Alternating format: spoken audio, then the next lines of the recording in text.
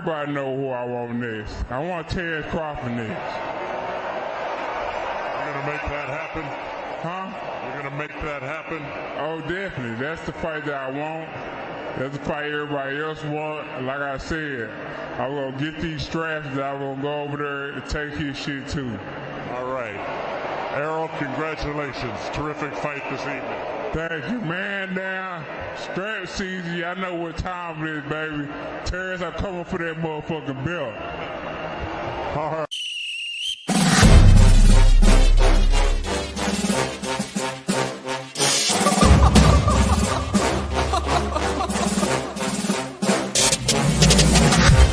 I'm not catching fades anymore. Gotta keep my hands clean when they come for the board. Keep it smooth like a dawn, making moves in the dark. Cause I learned how to swim in the pool full of sharks. Now they coaches, cause they can't read all his motions. How the kid never switch codes, but he codes with focus. Staring down your team with a frozen, ice cold look that can end the summer solstice. Cause I'm more like the top dog. Keep on running game, and the gang will accost y'all. I be calling plays from a plane while I'm off court. But we ain't the same, you a lame, I'm a mob star. Actually, I'm a top dog on a stat sheet. Off court, but I call plays for the ads league. Laughing when the cop cars try to catch me. Cause I rolled off in a taxi. With my feet up, I'm relaxing. Singing Figaro with no accent. While I pull strings from the streets in. Do it all with a straight face, I'm the kingpin. Top dog, top flow, boss mode. I'm the kingpin. Showstopper, top dog, Godfather, I'm the kingpin. They know I'm a dog and a beast, man. Yeah, I keep the peace with a peace, man. I ain't got no time for appeasement. Why would I respond to a pawn? I'm the... Hold up! If I let my dogs off the leash, then you might want to get out of Dodge while they eat. Honestly, think it's not the blood and the beat, and they don't leave anything behind after eating.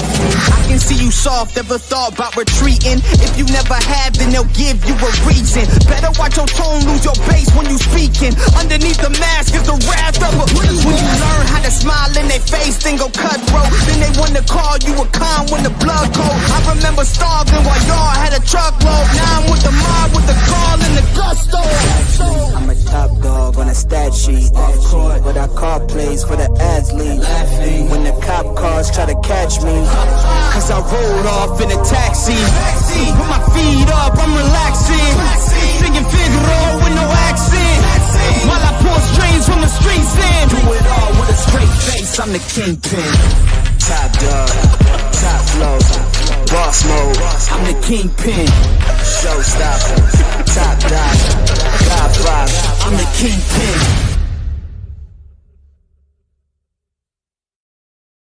On my people, what's going on? Shout out to the 300 out there. What's going on?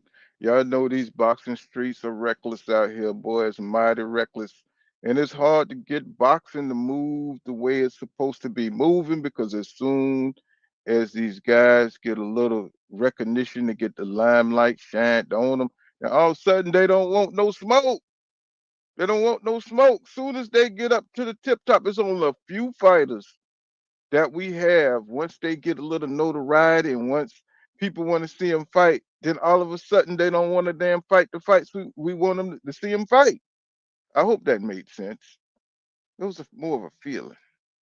But I'm looking, what I'm saying, I'm working and everything, and what I'm saying, things change so fast in boxing. So you got to watch the streams, you got to watch the podcasts and see what's happening out here in these boxing streets. And I'm looking at Roy Jones Jr. and um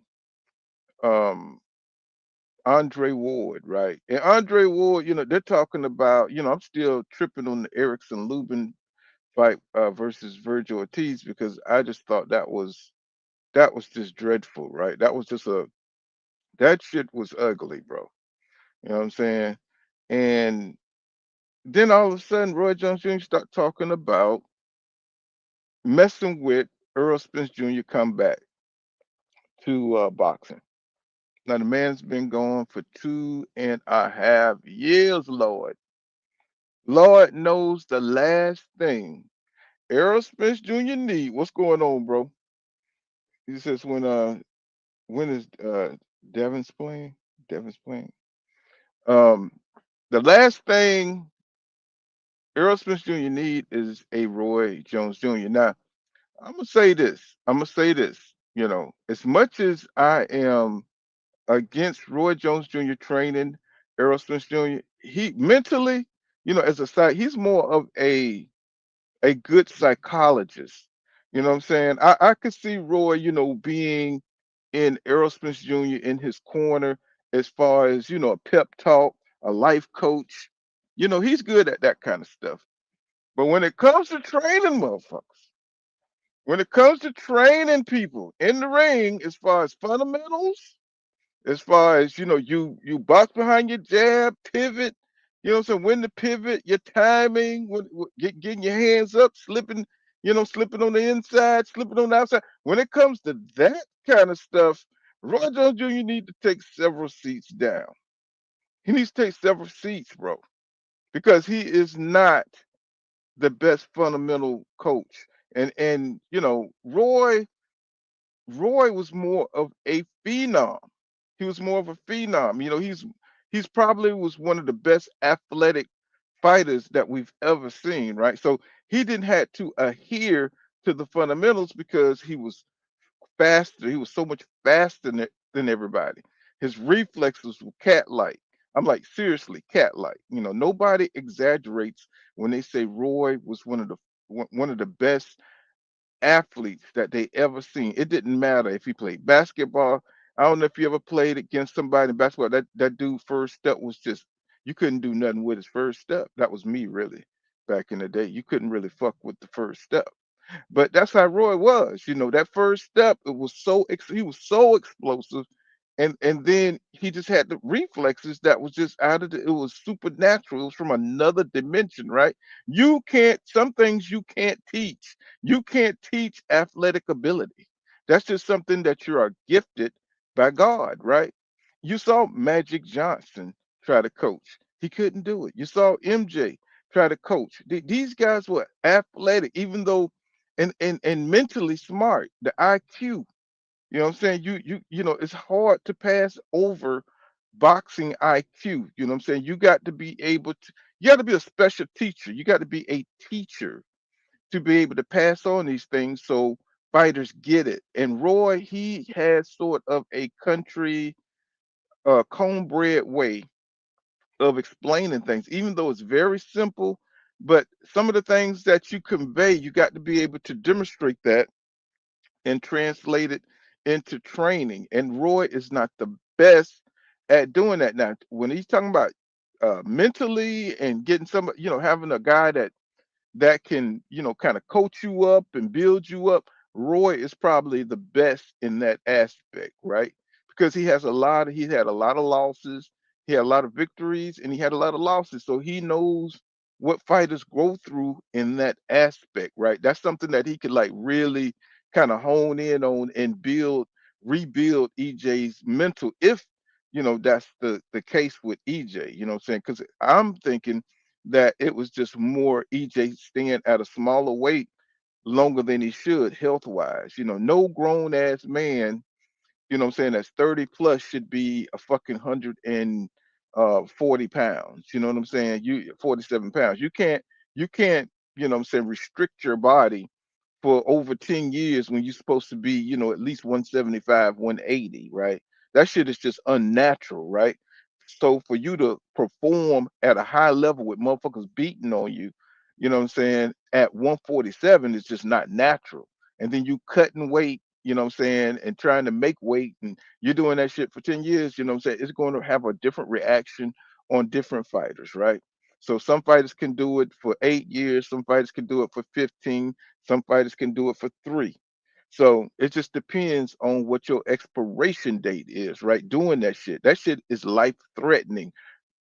All of us know that here because we're all boxing aficionados up in here. We know that. And you only have a limited time, especially when you headed towards your 30s, to be cutting weight the way you can operate at your best, right? So that's for all fighters, not just Errol Spence Jr. That's for all fighters.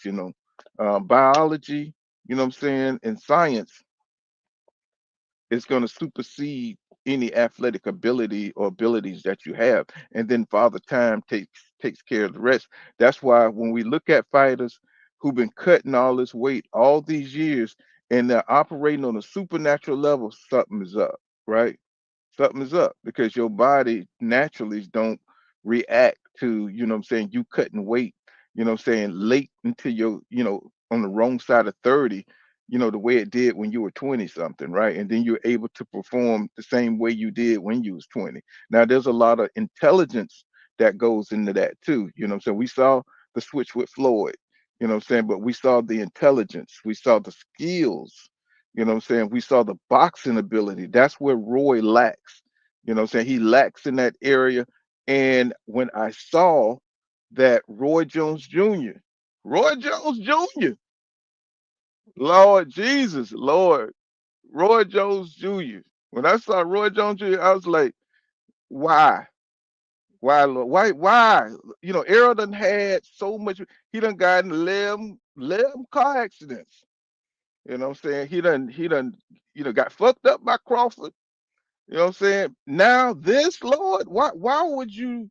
He is going through the trials of Job right now.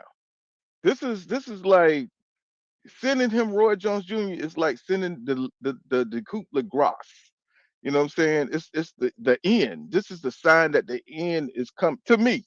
This is my opinion. This is my opinion. I was like, when I saw that shit, I was just like enraged. What I'm saying? It's like why couldn't he get like a super what I would rather Teddy come off his podcast and shit and come and train goddamn Errol. What I'm saying? Ain't no shit. I would rather Teddy come get him. What I'm saying? Not Roy, because I know Teddy at least know the fucking fundamentals. Eddie Futch, somebody. I think he dead? I don't know. Some one of them old school guys, what I'm saying, that can get in your head and to take the stool so you can't sit down. Somebody who gonna slap you upside the head to get you right. What I'm saying, that really get into the fight. These trainers don't get involved like that no more. What I'm saying? They pussyfooting around and they don't know the psychology of building these fighters again. You know what I'm saying? They just come in and let them do punch on the pads and let them go through the motions. No, you got to build them up mentally and emotionally. What I'm saying? But these fighters are coming in here just fighting for the money and just going through the paces as athletes instead of imbue them with the pride and the soul of their way of fighting. Right? It used to be Angela Dundee. It was more of a philosophy. What was Tyson name? Acostumado. These trainers back then, it was more of a philosophy and a code and a spirit to how they fight under their banner, right? And whose style was the best, fighting under, they don't do that shit no more. So that shit is just, you just get in here, work out, hit the pads, this is the pattern I want you to fight in, and see you next Thursday. That's what I'm getting. That's what's throwing me off, with these trainers today. You know what I'm saying? It's just like they like going through the motions and look like they can't reach the fighter. The connection from trainer to coach ain't there no more. Now you got trainers arguing with other trainers in the gym. You got 2 and 3 fighter mate like Jamel Charlo. How many trainers do we have? He talking about his trainers were arguing during the time he was training with Canelo. I'm just like, bro, why is your team fucked up? For one, I mean, all this stuff should be figured out. I don't expect these fighters to be trying to figure out how their team is going to be set up, what I'm saying, before the fight. They should have all that stuff figured out. What I'm saying, how they're going to train, what they're going to work on, what they deficient, what they need to work on, what they need to get better at. What all that shit should be done in the training camps prior. It shouldn't be no unorganized type shit. I just don't get it. It's just so unorganized. It's just so everybody. It's just sporadic, right? They just show up, half trained. What I'm saying, not fully prepared. And so now the fighters who have the best teams, which probably the way it always was, you know, The fighter who has the best organized team is the fighter who's going to be the best prepared to win the fight. So now I got that. Looks good. Let me holler at my people. What's going on? What's going on, Devon Wall? What's going on, bro? He said, so I like Buddy McGirt versus Virgil Hunter for Spence. Yeah, yeah, because I know them dudes know the fundamental. You know what I'm saying? Them dudes get those are the type of coaches and type of trainers I'm talking about. Because Virgil Hunter really gets down into the dirt. You know what I'm saying? He gets all down into the minutia of training. Buddy McGirt too. You know what I'm saying? Buddy McGirt is another good old school trainer. You know what I'm saying? He gave Sweet Pea hell. Um, you know what I'm saying? What's going on, Mike? What's happening, bro? I hope all y'all doing good. What's going on? Astel, how you say that? Astel, I forget, bro. What's going on with you, bro? Yeah, he said, yeah, he's a fraud, bro. You know what I'm saying? What's going on, Gabe? What's happening? 300 coming in, trickling in. That's what's up, bro. Um, so I was excited because EJ showed up at the Virgil Ortiz fight with Erickson Lubin, and I was disappointed with Lubin. I was disappointed because it just kind of proves that boxing is kind of dying because these fighters are not, they're not meeting the challenge, right? It's like once you get the opportunity to become the head of the division, to kind of get in with the elites of the division, they're not taking it. I mean, I don't know if that's all he had to give, um, but if you got like one of the top prospects or contender, um, in Virgil Ortiz, that's your time to shine, bro. It's like all that other bullshit goes out the window. Now, you got to give it all you got. Not go in there and do the same shit you did with Jamel Charlo. You're supposed to be beyond that. Your experience at some point in time comes into play. Now, people think I'm saying that Virgil Ortiz isn't a good fighter when I say these things, but that's not what I'm talking about. Virgil Ortiz is a good fighter, but we can see with our eyes what kind of fighter. He's a straight up and down banger, aggressive pressure fighter. We see that, but we also know that Erickson Lubin is a slick boxer, right? We know that, so we know what he can do, and it's like, yeah, he got beat a couple of times, but I didn't think it would take that much out of him. So you mean to tell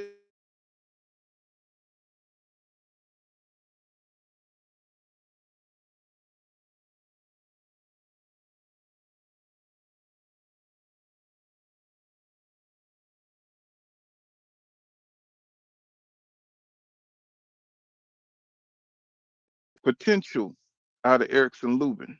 You know what I mean? Saying so, it's like, what is happening? It's like, what? There's no consistency in the skills of these fighters. What you see isn't what you get tomorrow, right? It's almost like the milk is going spoiled in 2 days. You know what I'm saying? It's like the milk is going spoiled in 2 days. I'm just tripping on this shit, right? Like, bro, where's the consistency? It ain't like it ain't like you getting your ass beat every time you go out there. And Virgil Ortiz is not. I mean, yeah, I think he would have beat him eventually, but break him down. I mean, you end up making all kind of crazy amateurish mistakes, and that's just confusing me.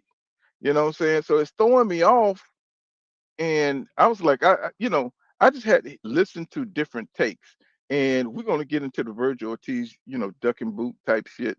And so I got the little agenda thing up here. Let me see. Damn, I can't. How can let me see if I can move that. Let me see. Let me see. How can I do that? I had the roster thing here. Let me see. I'm trying to get it the way you guys can see the attentive area. Let's see. How can I move? I gotta figure it out. Let me see. Oh, there it is. Let's see. See if I can move this shit. There we go. There we go. So so I kind of wanted to get, kind of look at the Virgil Ortiz, Lubin and Just kind of like just look at that a little bit. Then we get into Roy Jones and Errol Spence Jr. Then we get into Jerron Booth Ennis ducking Jerron Booth Ennis, which is kind of interesting, right? So I was looking at all the smoke podcasts, and Andre Ward always has an interesting insight to what happened, what I'm saying, possibly happened because he's had his up and downs, even though he always won his fights. And we can arguably say that Andre Ward actually lost to Kovalev that first fight. I don't know how the hell he won that fight, but I mean he came back in the end, but it was close. And that's kind of like the first time I seen Ward in trouble like that.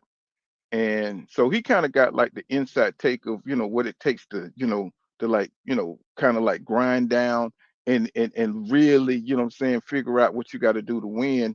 And I think has a good take on what happened to Lubin, right? So what I'm saying, I want to go to the clip right here where it's really not a clip, it's just the all the smoke podcast where he's talking about Virgil Ortiz win, and he's kind of like talking about of what happened to Eric Lubin in the ring. And we're going to go over to that right now, real quick, so you guys can get a taste of that. Let's see. Let me bring that up. Let's see. Let's see. Share screen. There we go.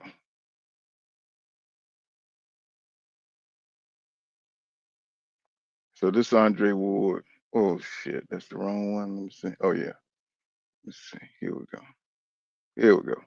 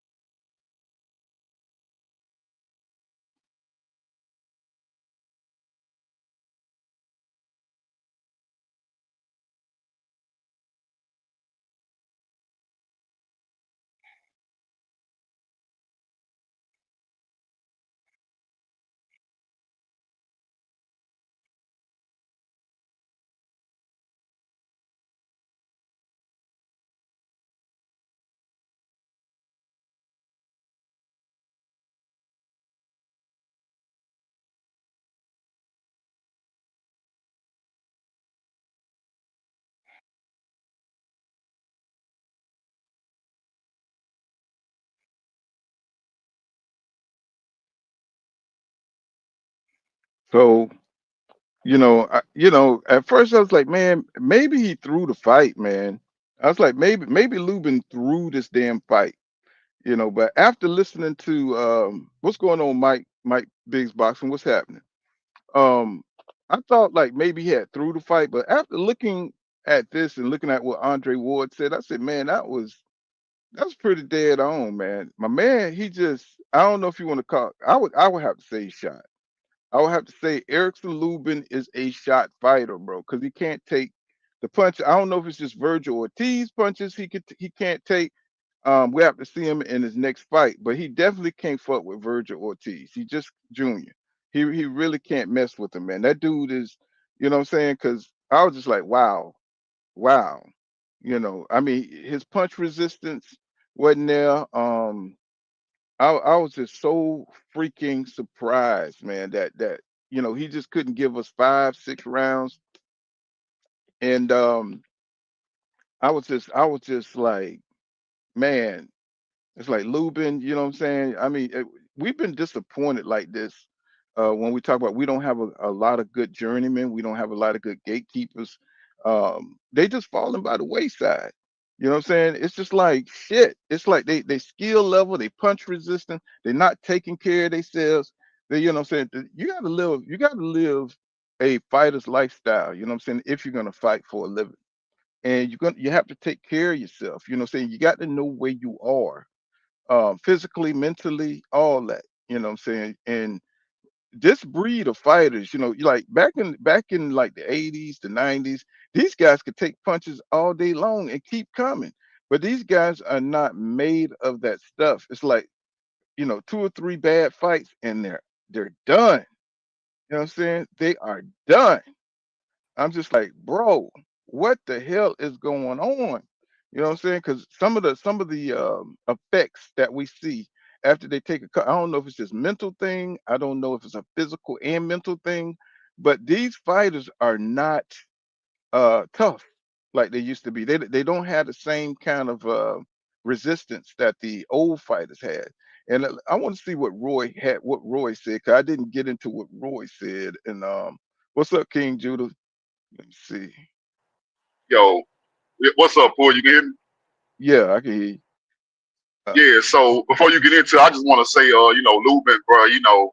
Like I said before the fight, we was gonna know what we was gonna get out of Lubin because he been through a lot of wars. You know what I'm saying? So I A think I lot think of he done. wars? You want to say a lot of wars? What's a lot of wars?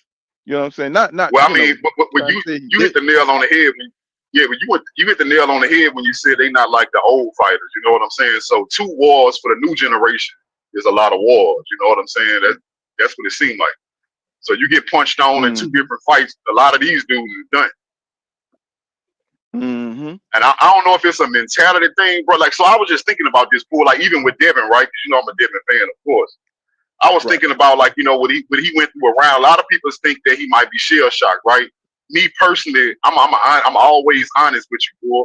I need to see this fight to know what Devin did too. You know what I'm saying? Because I do know with the last fight, I do know it's a bit of Devin was rusty, and I believe Devin was trying to do everything he could to get to the Ryan Garcia fight. He didn't want to give Ramirez a chance, right?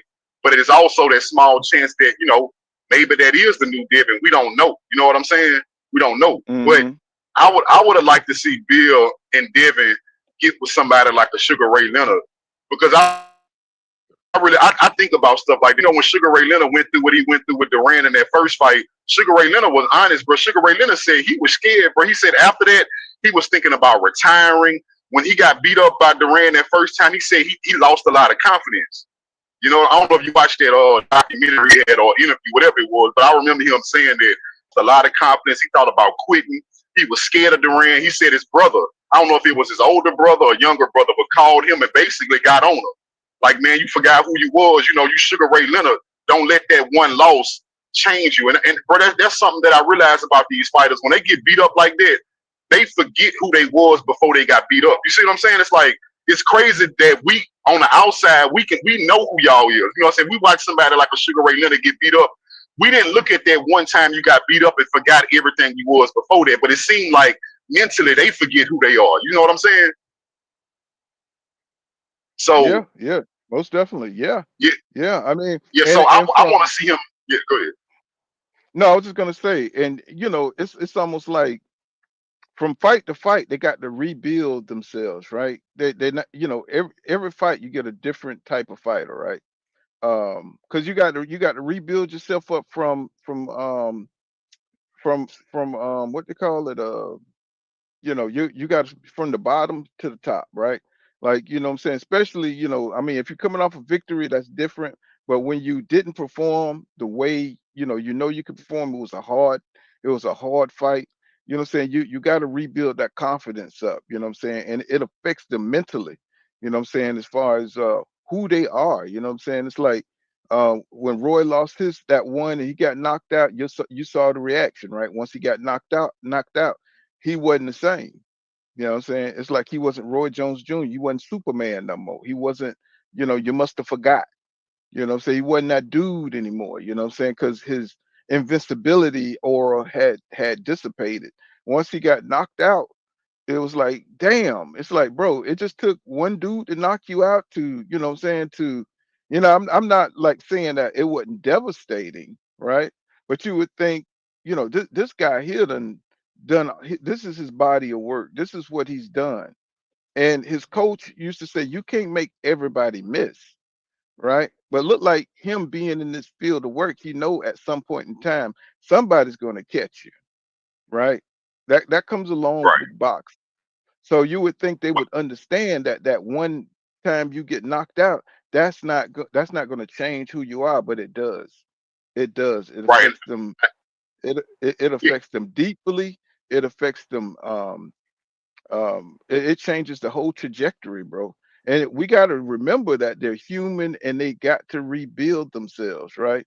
But we right, thinking just because they're committed to the sport that that they have some kind of superhuman mental, and that's not true. They just like everybody else, where what I'm saying, they doubt themselves. What I'm saying. I was listening to you remember when Teofimo Lopez fought Sandor Martin, and he was saying, "Man, do I still got it? Do I right. is it over?" And I was like, he is having a moment right here. You know what I'm saying? Like, are you really questioning yourself? You know what I'm saying? Just because you had a bad night, but then what I'm saying, the pressure from the fans, the pressure of the moment. You know what I'm saying? You look bad, and all that is you're embarrassed. You know what I'm saying? All that stuff is affecting these fighters, and once you Yeah, start looking at it from their side, it's kind of like you kind of understand it a little bit more. But you wonder, how did the old school, well, how were they able to fight 15 rounds, how and get their ass whipped and still come through at the end to win, and still maintain that toughness, that mental fortitude. You know what I'm saying? How they were you know what? able to. Hmm. No, I was just about to say, you know what I think it is? 'Cause I was just thinking about that while you was talking, bro. Why the difference between the older generation and the newer generation? Because I'm a millennial, bro, so I'm right in the middle. I'm right in the middle, so I can see, the difference between older people and younger people, right?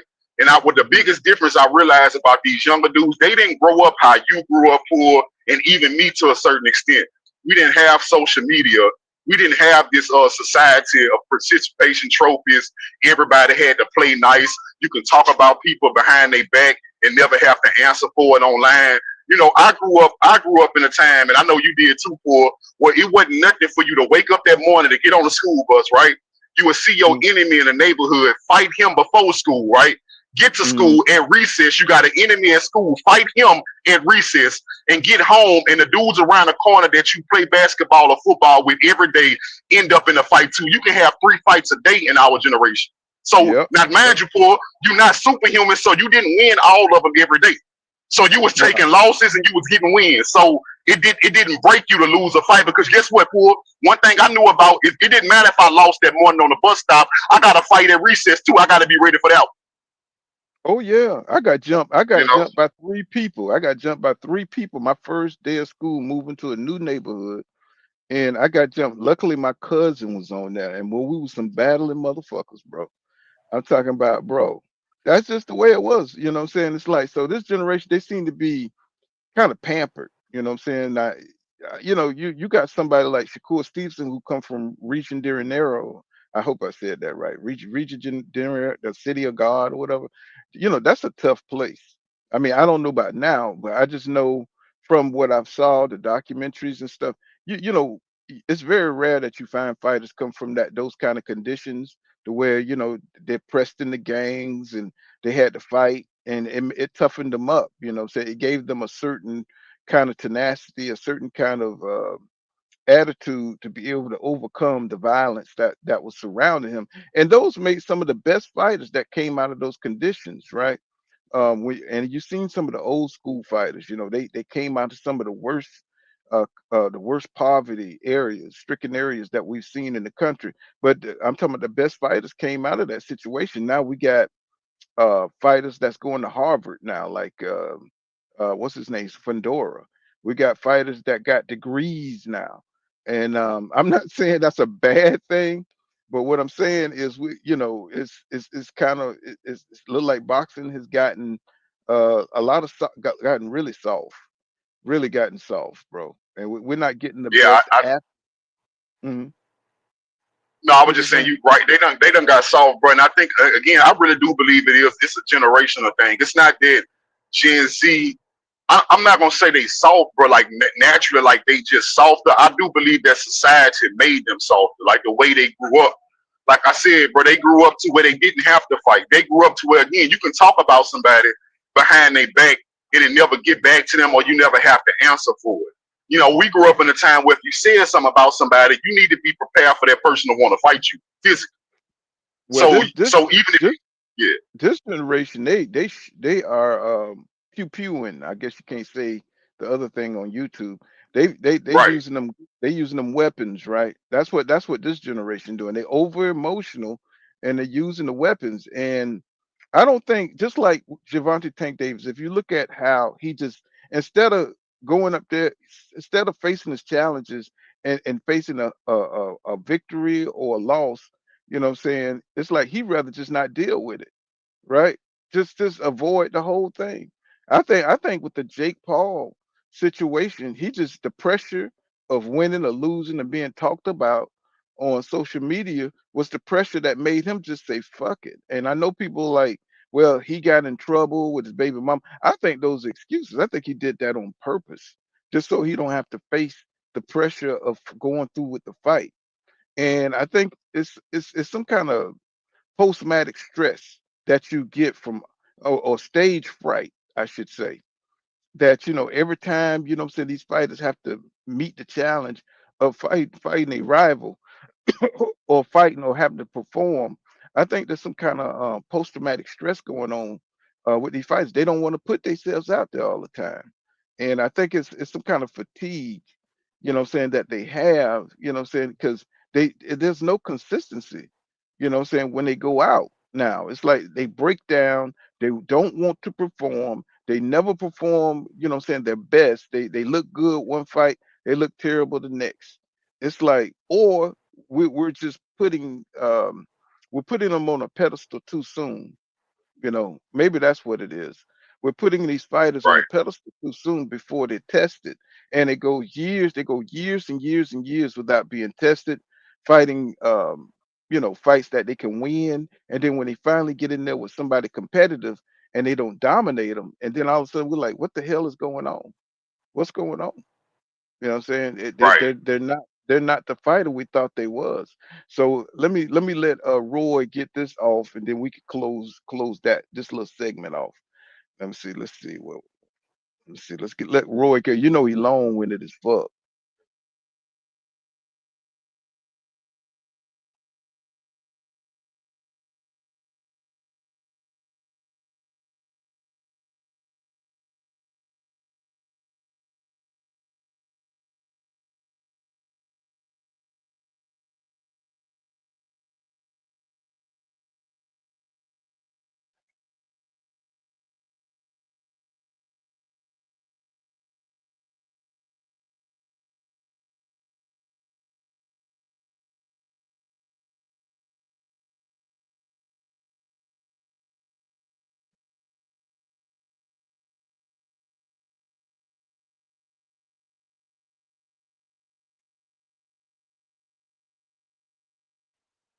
Yo, cool, you there?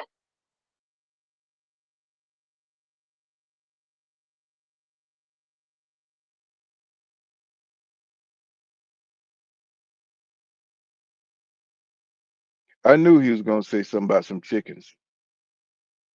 I knew he was gonna say something about some. I'm surprised he didn't get the pit bulls in there too. Hey, I ain't hear nothing play. I don't know if I froze up or you froze up, but I ain't hear nothing. You can't hear that. Can y'all hear that in the Nah, chat? I can't hear it playing.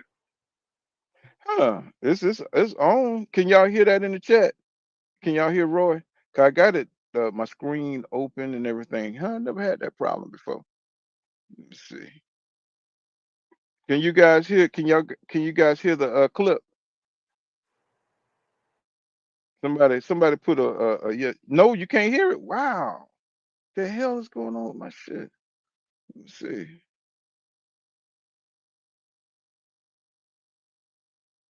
Can y'all hear that? Can y'all hear that? I got it playing. Can you hear that, King? Nah, I don't hear Can, nothing, bro. Huh. Wow. Like, yeah, I guess it's not playing. I don't know why I be having these damn technical difficulties. Let me see. Let me see. Nowhere in the world Can that you you hear go that? off and you actually told Boots Yeah, there to you go. come There up you go. here. You called Boots Yeah. up there. You understand? Yeah. So Okay. all that you talk about in that post-fight Hold press on. conference, don't nobody want to hear that. You told them. That's for the boot duck thing, but I don't know why this one ain't playing. Let's see. Can you hear that? I can't hear that. Okay. Let's see. Well, we'll skip over that because Roy goddamn long-winded as a motherfucker.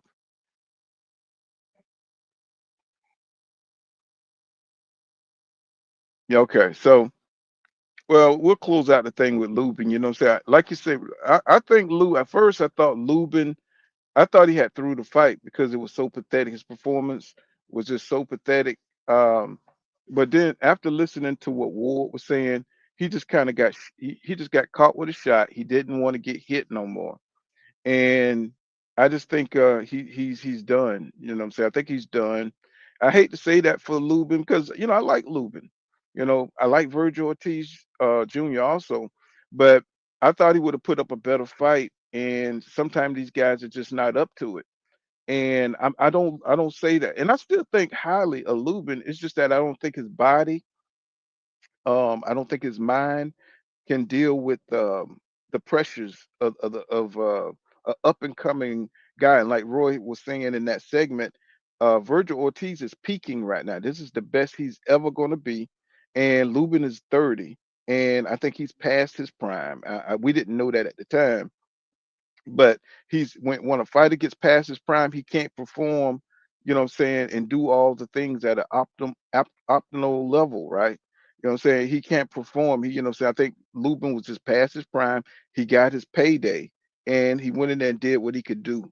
And that was that for him. He's just kind of, I think he's done. I don't think he's going to get another big payday the way he got with Virgil Ortiz Jr. because now he's kind of been exposed for no punch resistance.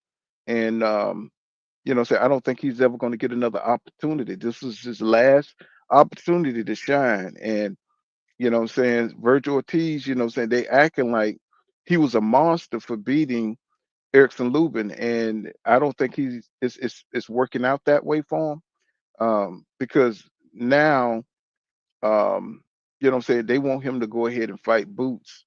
And I don't think Virgil Ortiz has the confidence. I don't think he has the ability, I mean, to beat Boots right now. You know what I'm saying? 'Cause I think Boots is his versatility is on a whole nother level, and I think his father sees that. Even though he's talking a lot of shit, saying that Boots don't deserve a fight with Virgil Ortiz, right, Junior, right? And that's that duck talk, though. That's that duck talk. What do you think? What do you think, King? Yeah, so when it come down to Boots, first of all, I want to say to all the coons out there, right?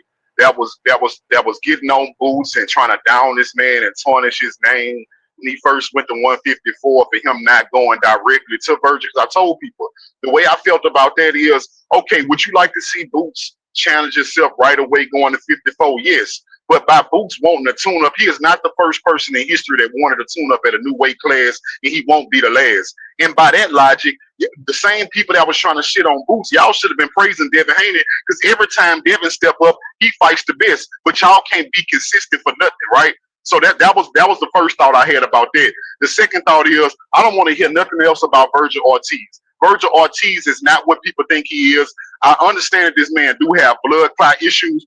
I do understand he may have some real medical issues that kept him out of some fights, but I also believe he is being carefully maneuvered. He is not the fighter they're trying to sell him to be, because I specifically can remember 5 years ago when him and Boots first stepped on the scene, they asked this man about fighting Boots when they were both brand new. His trainer came out and said, we need 4 years to be ready. Yeah, we need 3 years to be ready for a nigga that's just as green as we are. Right then and there, they knew they can't beat Boots. What makes you think they can beat Boots now? If 3 or 5 years later, Boots is 5 years better, just like Virgil is 5 years better. If you needed 3 years back then, you gonna always need 3 years to be ready for this nigga. Always. So they don't want no part of Boots. right? But the way the boxing media gonna paint this, and the way Coons gonna paint this, they are gonna allow Virgil Ortiz and Robert Garcia. I think that's his trainer. I think that's I don't know. Maybe that's his trainer. They gonna allow these people to spin a narrative that once again Boots don't want to fight Virgil. Watch what I tell you. Yeah, well, they, this the way Virgil Ortiz Sr. was saying it. He was saying they already offered Boots to fight twice. And they're trying to say, this is what they're trying to say, is that Boots them, they turned down the fight 2 times. So I hate when this shit happens, you know what I'm saying, when one side, denies, you know what I'm saying, what really happened. You know what I'm saying, because they get the back and forth. And to me, that's just a way of trying to get out the fight right now. And I'm just like, bro, everybody's tied up. Xander Yaez, Abel's Barrero, they are unified. And then you got Backroom, he's fighting Josh Kelly, saying with the IBF, right? He's fighting Josh Kelly. There's no reason why Virgil and Boots can't fight.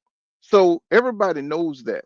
You know what I'm saying? If you follow in boxing and you're seeing how things match up, there's nothing keeping these guys from fighting except that uh, Virgil Senior, Virgil Ortiz Senior, he don't want his son to fight Boots because he already knows that's a dangerous ass fight for his son.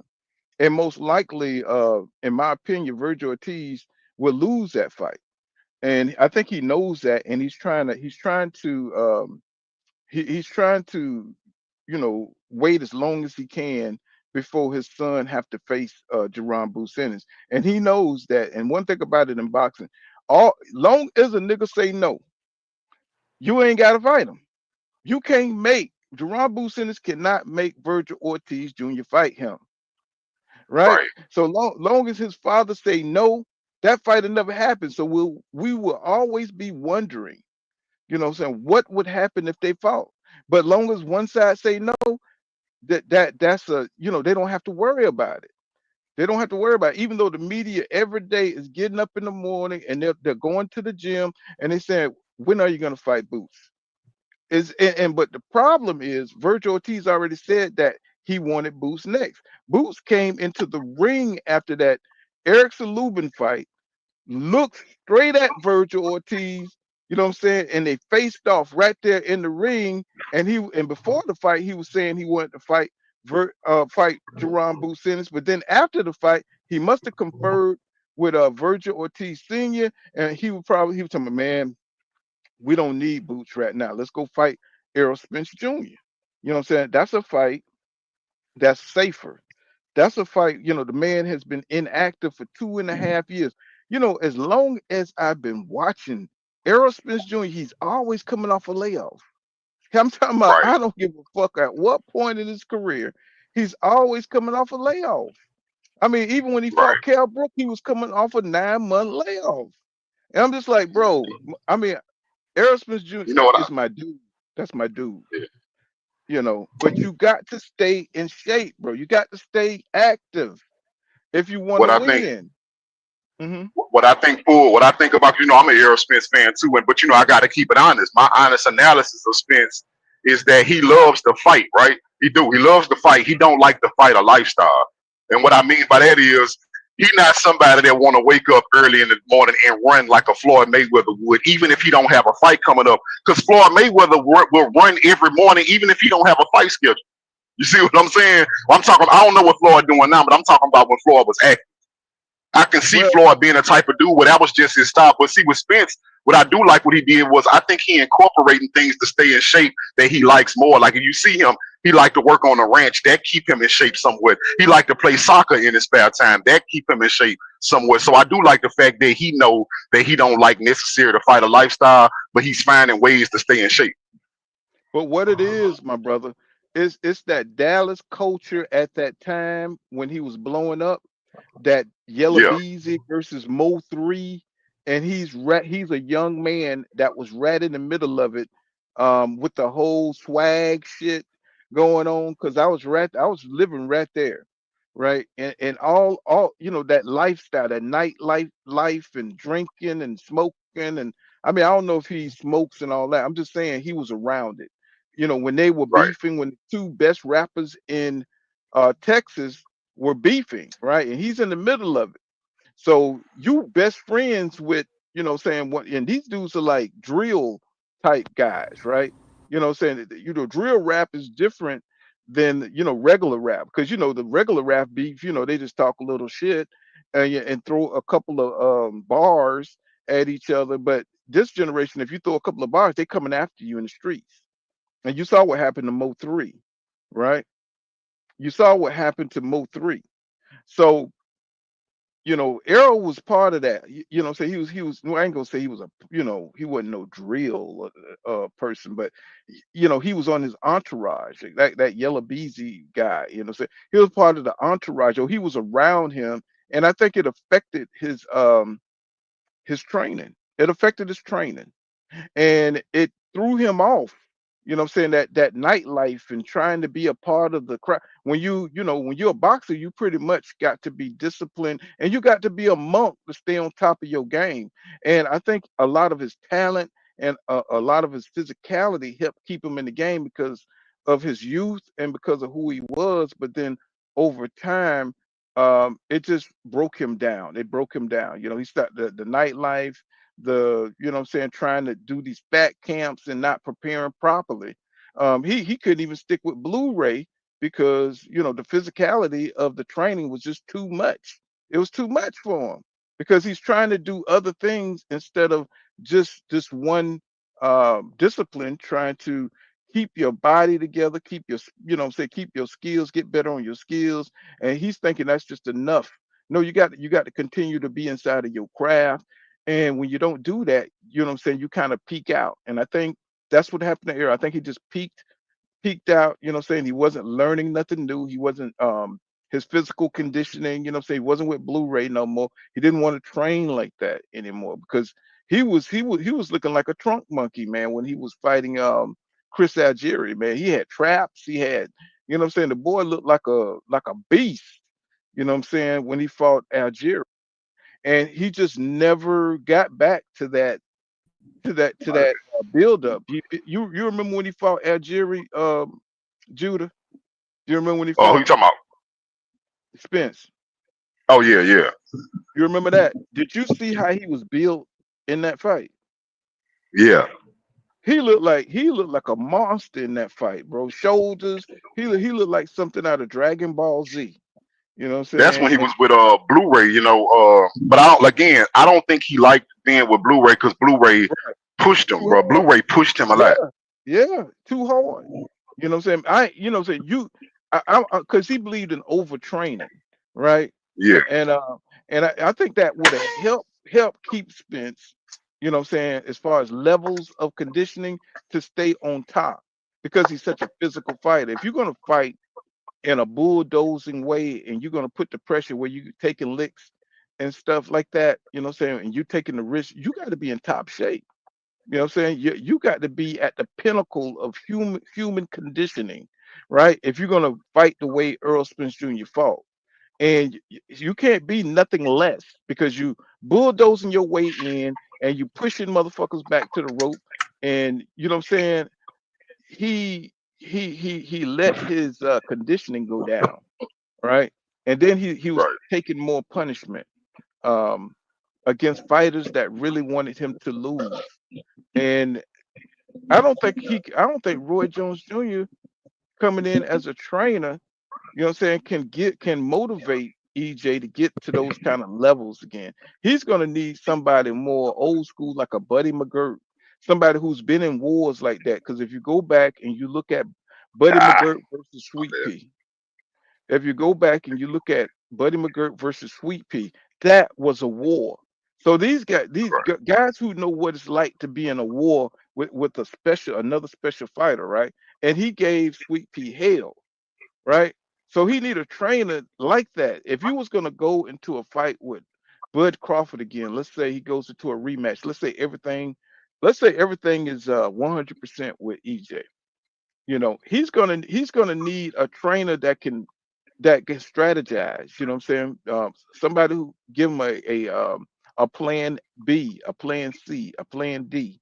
You know what I'm saying? If this doesn't work out, If your timing ain't on, you know what I'm saying, pivot back, you know what I'm saying, counter punch, box a little bit, give him different um options, right? Instead of just pressuring. You know what I'm saying? If he's catching you with the short jab, you know what I'm saying? Use this defense, you know what I'm saying? Do this, do that. He need a coach that's going to get into those kind of situations, you know what I'm saying? Derek James, I think it worked for a while for him, but I don't think Derek James is the kind of coach that give him, like, saying the decimals. You know what I'm saying? He don't break it down to the decimals, you know. He kind of give you like I think Eric just had a lot more talent than these other guys, you know what I'm saying? And I think he rolled on that for a while until he came across somebody with some skills like Crawford that can like adapt to what he's doing. And I think that's I, another thing about Errol. He needs a coach that can help him adapt. And it might be too late in the game for Errol because he's what, 35 now, 34. It's hard yeah, to change. It's hard to change your style once you've been fighting. You saw it with Deontay Wilder, how many coaches he had, right? And it's hard to change your style. You know what I'm saying? Once you've been fighting a certain style your entire career. And I don't think Roy Jones Jr. is that dude because he lacks the fundamentals. I think he's a good motivational speaker. I think he's a good life coach. Um, but as far as teaching another fighter on the caliber of Errol Spence Jr., I don't think he should go nowhere near Errol Spence Jr. I think he would just only fuck him up. um, I think we'll see Errol Spence Jr. get knocked out again, fucking with Roy Jones Jr. Um, what the only thing that Roy can offer Era, like honestly, bro, like because like you said, to be a full blown trainer of Era, no, Roy don't need to be a full blown trainer of nobody. First of all, second of yeah, all, the only thing he can help Era with that I can see that what Spence can benefit from Roy is general movement, especially when it comes to ring generalship. Meaning, because right now, Era's style is to meet you, either hold his ground or push you back. That's all right, Errol do. You know what I'm saying? He don't have the generalship to say, well, you know what? I'm gonna switch it up. I'm gonna own every inch of this ring. How about that? Instead of me just owning the middle or pushing you back, how about I learn to own the whole ring? That's something Roy can teach him. Throughout Roy's career, he have shown that I know how to own the whole ring if I want to, right? Meaning going forward, going backwards, going lateral. I can dictate the pace throughout this whole ring. He can learn that from Roy, right? Now, let's say Roy come in and teach him that. That's fine. That can add something to Errol's game. But what Errol need more than anything, because let's say that'd be too much of a shock to his system. Like you said, he in his mid-30s. Let's say he cannot just change overnight to that mentality. What he can benefit from, if nothing else, that Errol can benefit from is a coach that's going to teach him to pivot. Because right now it seems like, especially after that accident, the new Errol Spence fights straight up and down. He gets right in front of you, and that's the angle he wants to fight on, straight in front of you and pushing you back. If even if Errol would stop to just say, well, you know what? I'll pivot.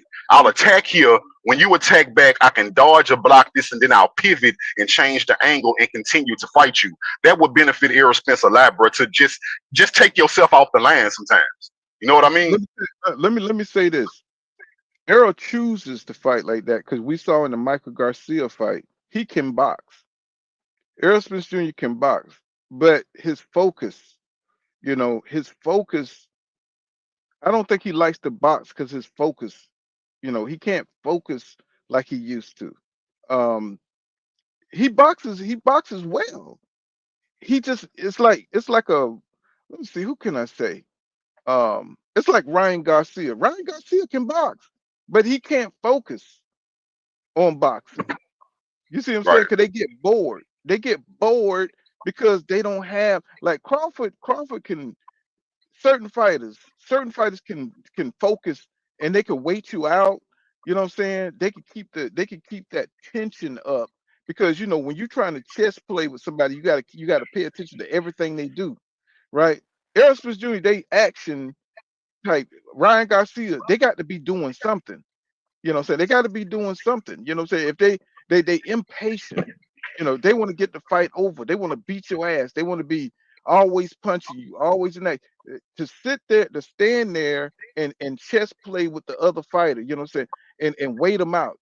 You know what I'm saying? That's why Madronov had such success against Crawford, because Crawford is a counterpuncher, right? So you gotta wait and don't make mistakes. And EJ is terrible at that style because he wants to be the aggressor. He wants to always be touching you. He wants to always be beating you up, but you leaving yourself open because you're throwing basic punches. You know what I'm saying? You're not fainting. You know what I'm saying? When you boxing, you thinking. You know what I'm saying? So and you're adjusting and you're adapting. You're looking for openings, right? EJ don't like to fight that style. Can he fight that style? Yes, but he don't practice it. He don't practice boxing. He practice fighting. And that's his fucking problem. You know what I'm saying? He's a fighter, not a boxer. And even though he's a boxer puncher, you know, he needs to implement more. He needs a coach that can bring out that boxing side. Um, like I said, you saw what he could do with Mikey Garcia. You saw that he had nice pivots. He can all that shit. But he don't, for some reason, it's like a part of his signature of who he is. It's like he will break out fighting. He get hit, you know what I'm saying, by let's say whoever, Virgil Ortiz, he's gonna fight. He's gonna fight Virgil. You know what I'm saying? Is he in the conditioning? In the see, Virgil done had what, 3 fights, 3 top fights. So right now, Virgil, his activity level and his he's at his peak. He's what, 27, 28. You know what I'm saying? He's got youth on his side and he's active. And for EJ, it's the inactivity that helped him, but it's also going to hurt him because it takes a while for you to build up those that awareness and those reflexes and your timing. It takes a few fights for you to get that back up, especially being on the wrong side of 30. You know what I'm saying? You don't know what you got right now. So he needs somebody who can actually analyze all that. They got to go through. It's like rust. It's like scraping off rust, you know. And you real rusty, but man, that goddamn that W2, that W40 is only going to get so much off you before it's in time for you to be able to fight a Virgil Ortiz who's staying active and busy fighting the top guys. Even though he got dropped 2 times, um, I would say this: the only good thing about it is that EJ knows Virgil Ortiz style. He's familiar, but he would have to like build himself up physically so he could withstand the onslaught of Virgil Ortiz. Because you've seen what happened to Erickson Lubin. The same thing could happen to Errol Spence Jr. if he don't have any punch resistance, right? Same thing could happen to him because he's been inactive. You know what I'm saying? He goes in there with Virgil Ortiz, and then he gets Falumaloom in round number 1 or 2, right? Because he can't do it no more. You know what I'm saying? He's not used to the punishment anymore. You know, the motherfucker, he done been on vacation, he done been down to Jamaica. You know what I'm saying? Every time you see him, you know what I'm saying, do a post, you know what I'm saying? He's chilling, he relaxing. And maybe he needs that.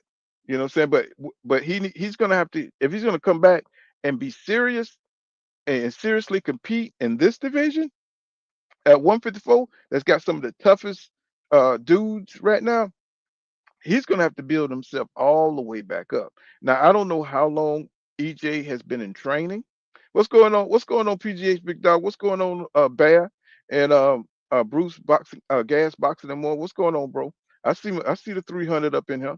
He says, I think Errol kind of needs that great fighter in his ear, at least co-train for motivation. I could see uh Roy is good for mental, you know what I'm saying, like a mental motivation, you know what I'm saying? Like, you know, to have a teammate to help build up your confidence. Yeah, I could see Roy, but as far as teaching him anything about like punching and counter punching, I just think Roy, you know, you can't teach what Roy had. Roy had reflexes. He had you know, he was a phenom, you know, that those are things that God gave him. You know what I'm saying? Those things God gave him. What's going on, Bruce? You know what I'm saying? Yeah, those are the things that God gave him. Now, as far as, you know, Virgil Ortiz, you know, I mean, I'm looking at him a little bit differently. I'm looking at him a little funny because, you know, bro, you finally come up from 147. Okay, you had a few what was that guy named Fred Lawson?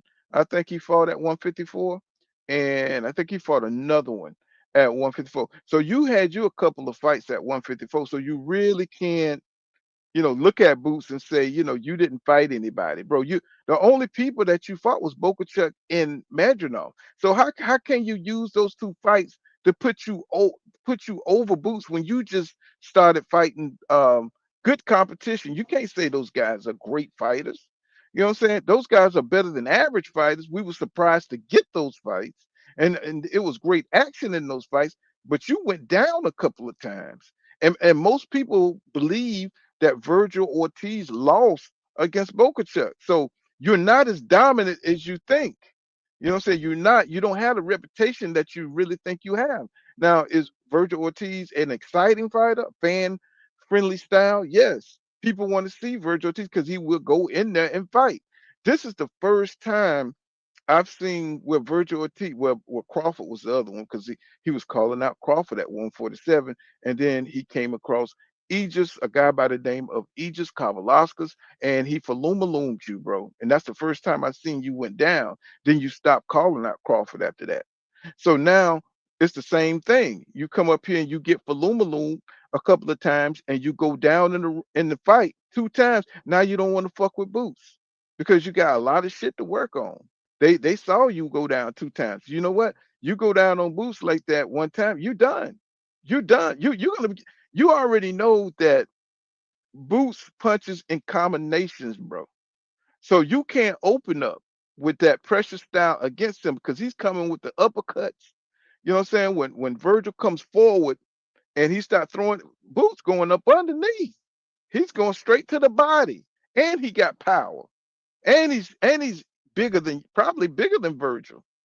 You know what I'm saying? Probably got more pop and power than Virgil Ortiz Jr. And they know this shit. But my thing is, you can't avoid the fight, especially when it's open right now. You can't take a left turn, especially when you said that you wanted to fight him.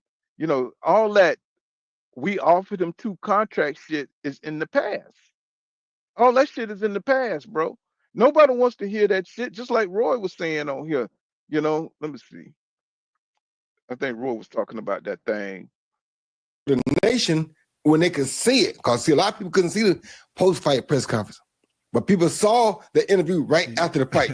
You told us that the man already told you, hey, it's time. You told us that's what was next. If you avoid that and don't do that, you're going to lose a lot of respect from a lot of people.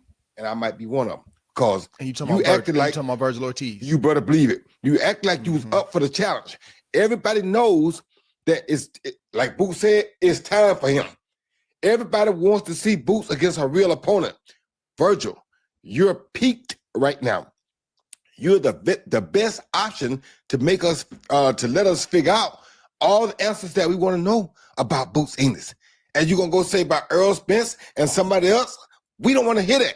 I definitely don't want to hear that. You told us on national TV after the fight that you wanted to do exactly what that man said. That man told you, well, that's what I want to see. I don't want to see you do nothing else right now. You can come back and go to Earl later. You can come back and go to Crawford later if Crawford chooses to do that.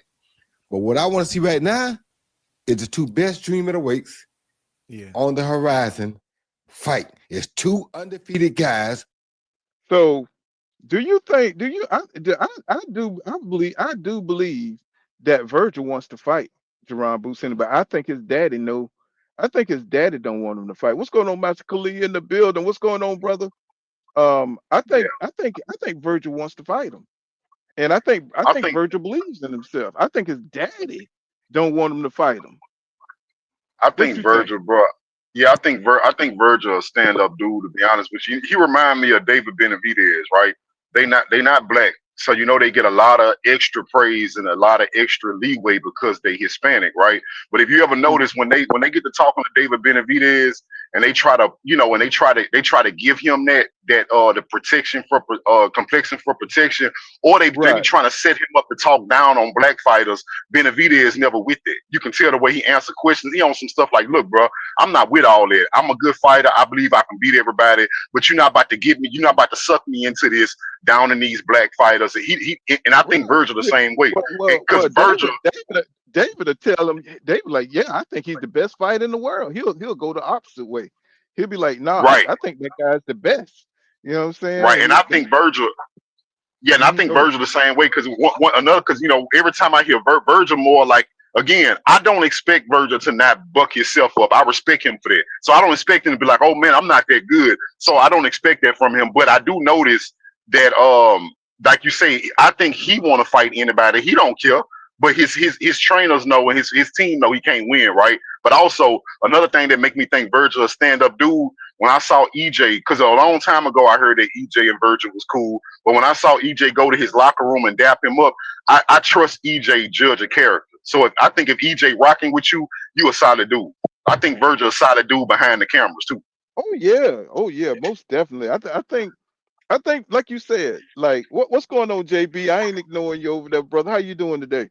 I'm doing good, man. How's it going? All right. What do you think? What do you think about this, man? About Virgil and Boots and this whole debacle? Yeah, I agree with what both of you guys saying. I think Virgil Ortiz wants to fight.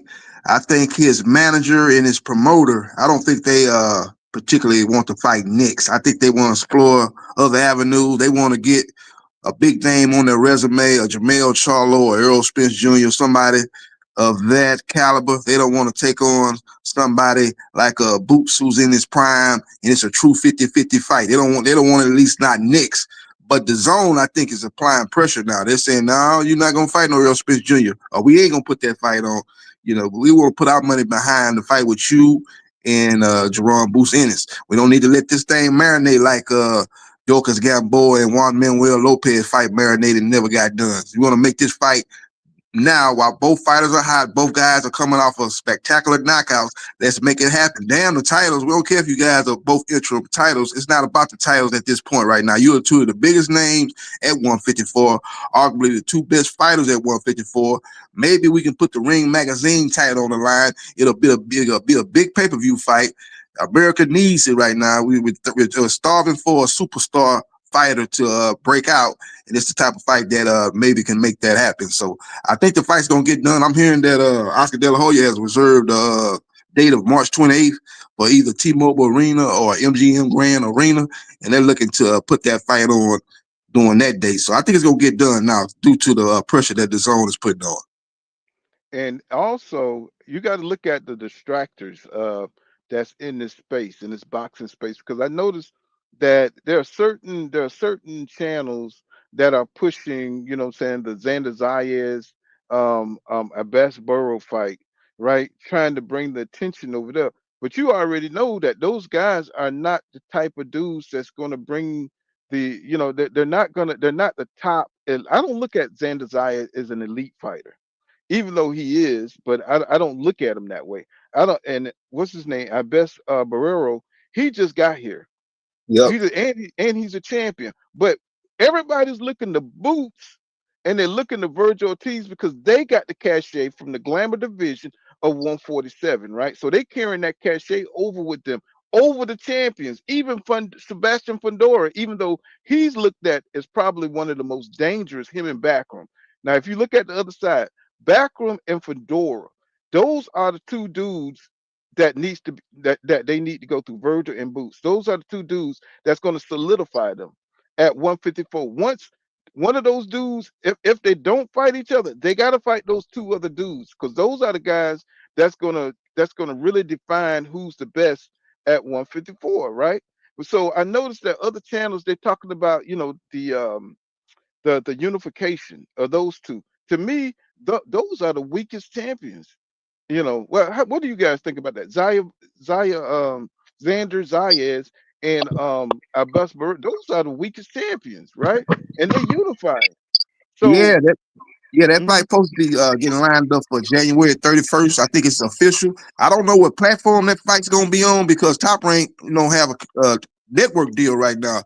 Now their last fighter, Michaela Mayer, she fought on Top Rank Classics. I watched that fight. She beat that girl from Canada. So maybe they put that fight on Top Rank Classics. That fight that channel be on like Roku and that type of platform. So maybe they put it on there, but that's not going to be kind of a limited exposure for that fight if it's on that Top Rank Classic. A lot of people don't know about that channel, but hopefully maybe by the time that fight gets done, comes forward, maybe they have platform to showcase their fights on. But as far as the Boots and Virgil Ortiz winner, the winner of that fight really going to determine, how the 154-pound division move forward. Because say Virgil Ortiz wins, it seems to me that Golden Boy has been working with PBC. They're working to put on a lot of different fights. And I think PBC been working with Top Rank too, so it probably might not matter. But if Virgil wins, maybe it might be easier for them to make a Virgil Ortiz Fundora winner, a Virgil Ortiz Fundora Thurman winner.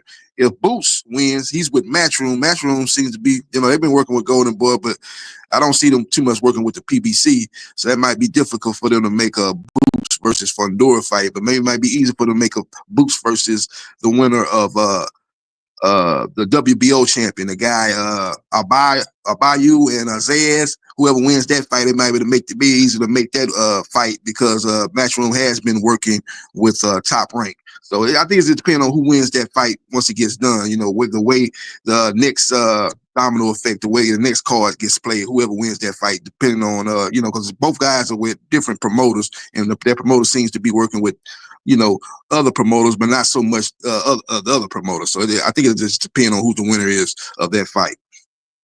What you think about that, King Jude, about Xander Zayas taking over the division by unifying the belts? You know what I'm saying? And he get 2 belts. He's gonna be able to drag the division along a little bit because he's gonna have more belts than everybody else. Do you think that mean anything? Do you think that's gonna affect 154 with him having 2 belts and everybody else just having 1? Or do you think the stardom is more important than just having the belts? You know what I'm saying? I'm trying to mine it out in my mind. You know what I'm No, saying? I think it's important.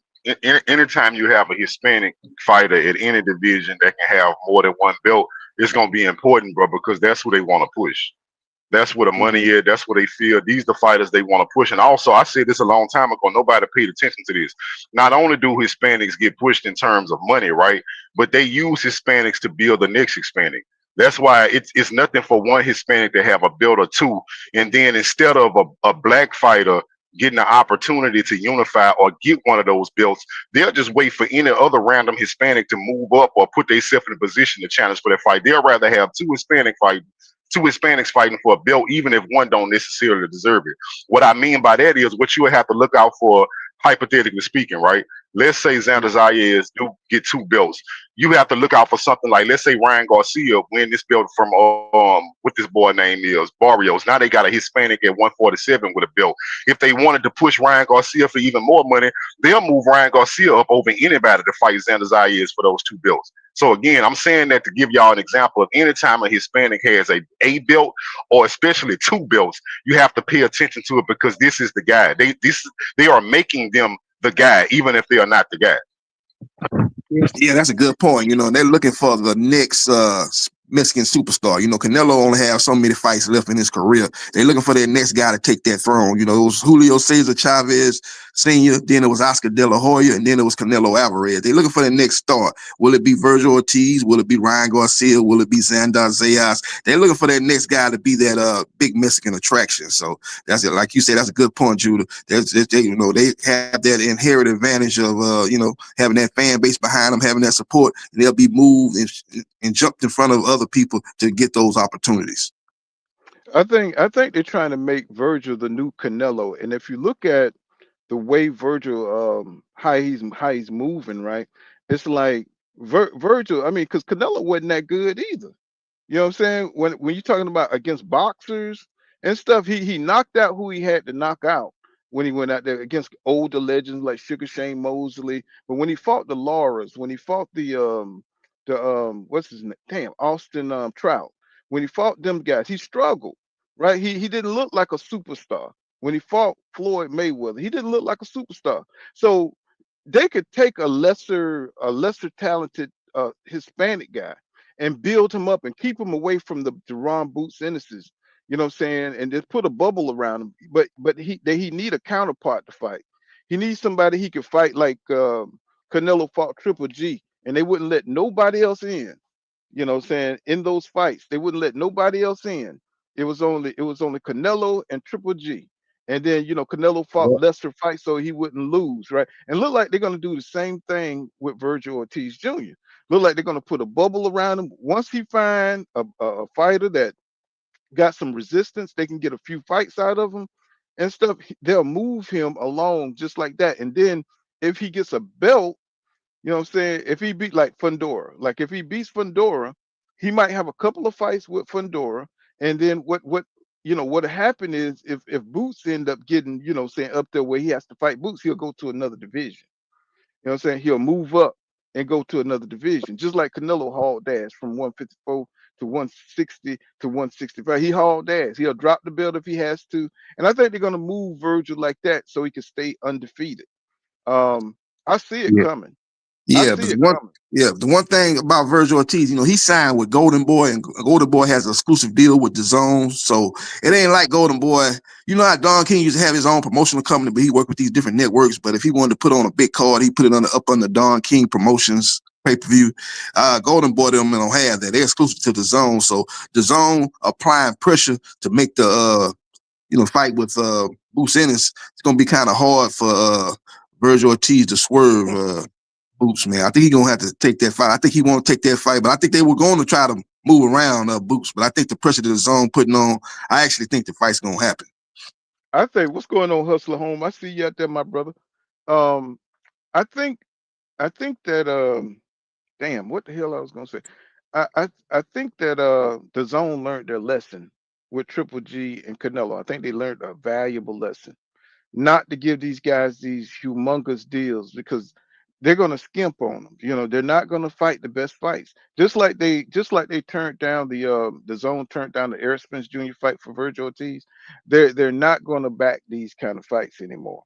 You know what I'm saying? Because they lost so much money with Triple G and they lost so much money with Canelo going on that whole European tour.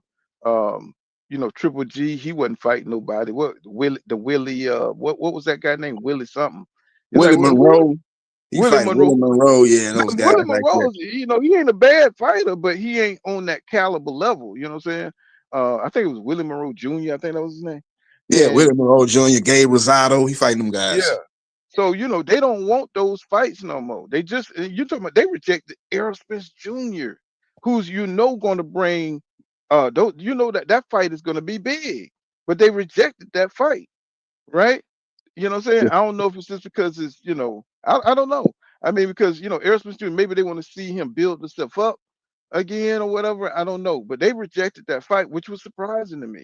You know what I'm saying? Because that would be the perfect fight to make that fighter look, look good, against a guy who's inactive, coming off inactivity. You know what I'm saying? That would be the perfect the Zone fight.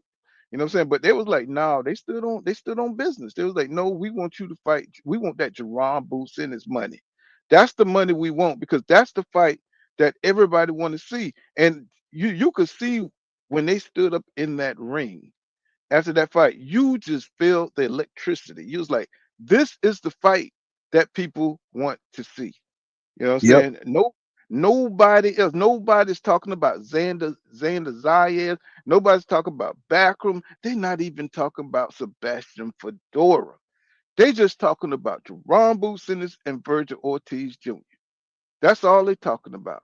You know what I'm yeah, saying? yeah, So the Zone, they're not trying to hear that bullshit. And right now, Top Rank don't have nothing going on. They looking for a network. So all these other promoters, they're kind of out of the picture. All they can do is kind of like assist and help make these fights happen. You know what I'm saying? And as long as they doing that, we might pan out and have a pretty good boxing era if these guys are working together like this. You know what I'm saying? Because people are not interested in the belts like that no more. People just want to see exciting fights. Nobody wants to, nobody wants some title holder who's going to use politics to keep fights away. You know what I'm saying? So that's why I think, the unification of the what's that? The WBO and the WBA ain't shit to nobody because nobody's interested in those fighters. Nobody's really interested in seeing that fight. You know what I'm saying? Because they don't really think of Xander as a top guy. They don't think of even though they gave us some really good fights. Now, don't get me wrong. yeah, I'm not saying these guys are crap. What I'm saying is you got um, you know, bigger stars.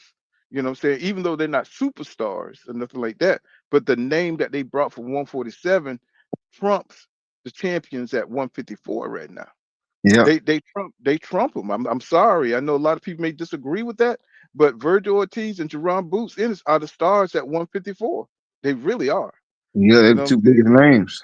And the winner of that Yeah. fight will be the man at 154, despite the fact that they won't have no belts. And you know, let's see, like you said about the Xandar boss fight, the winner of that fight is gonna have 2 belts. So they'll be have leverage. They'll be able to maybe get the winner of Virgil Mm. versus Boots. You know, they might be able to get the winner. They'll be a unified champion. They have some leverage, but it's just the problem is, you know, you don't have no platform. Like I said earlier, that fight probably right now would be on Top Rank Classics channel. You know what I'm saying? Mm. So you gotta go to Roku to watch that. Now, you know, you got that, you'll be able to check it out. But a lot of people not going to see that fight. It's gonna be in Puerto Rico. So I imagine it'll be sold out in Puerto Rico. They'll be excited by that fight. They'll have Trinidad in attendance and all the Puerto Rico legends. They'll be in attendance for that fight. But who will all actually be able to see that fight? You know, so it's on. They put it on the 31st, and for what I'm hearing, that's gonna be the same date they're gonna do the Teofimo Lopez versus Shakur Stevenson fight. So ain't nobody go that fight gonna really be on the back burner. If that's true about T.O. and Shakur fighting on that same date, that's, you know, they ain't nobody talking. Nobody gonna care about that Zayas fight. You know, everybody gonna be watching that fight. That fight gonna be on the Zone pay-per-view. It's probably gonna have a stacked undercard. Turkey Ali Sheik is probably financing that fight. So that fight's gonna get all the exposure. And Zayas and Abbas, man, which is really a good fight. You know, that's Abbas did the right thing. He picked the weakest champion. He got a chance to be unified, beating Zayas and Tellez and them guys like that, and he'll be in a strong position, but nobody know who he is. But that's just a bad situation with the platform and the date that you fighting on. You know, arguably be going against Shakur and T.O. You're not gonna get no exposure. Nobody gonna really be, you know, studying about the fight really outside of Puerto Rico. So it's just a bad situation. But as far as Virgil Ortiz and Errol Spence Jr. go, a side note, you know, Errol Spence Jr. is not with Al Heyman no more.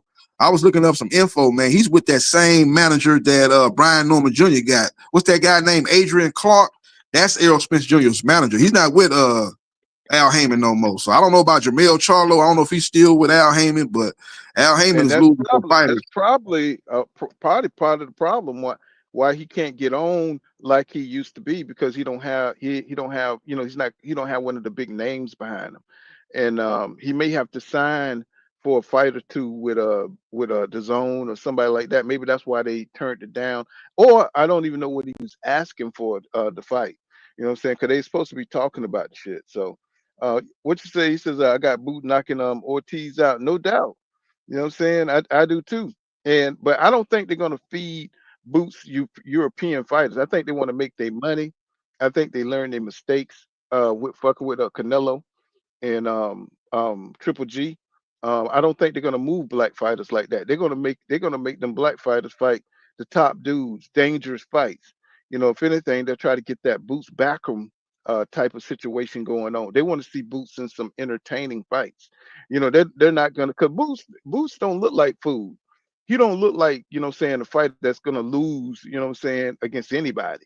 So they're gonna move him appropriately. You know what I'm saying? I don't think they're just gonna feed him easy fights and put millions of dollars in his bank account. He's gonna have to earn all those millions, right?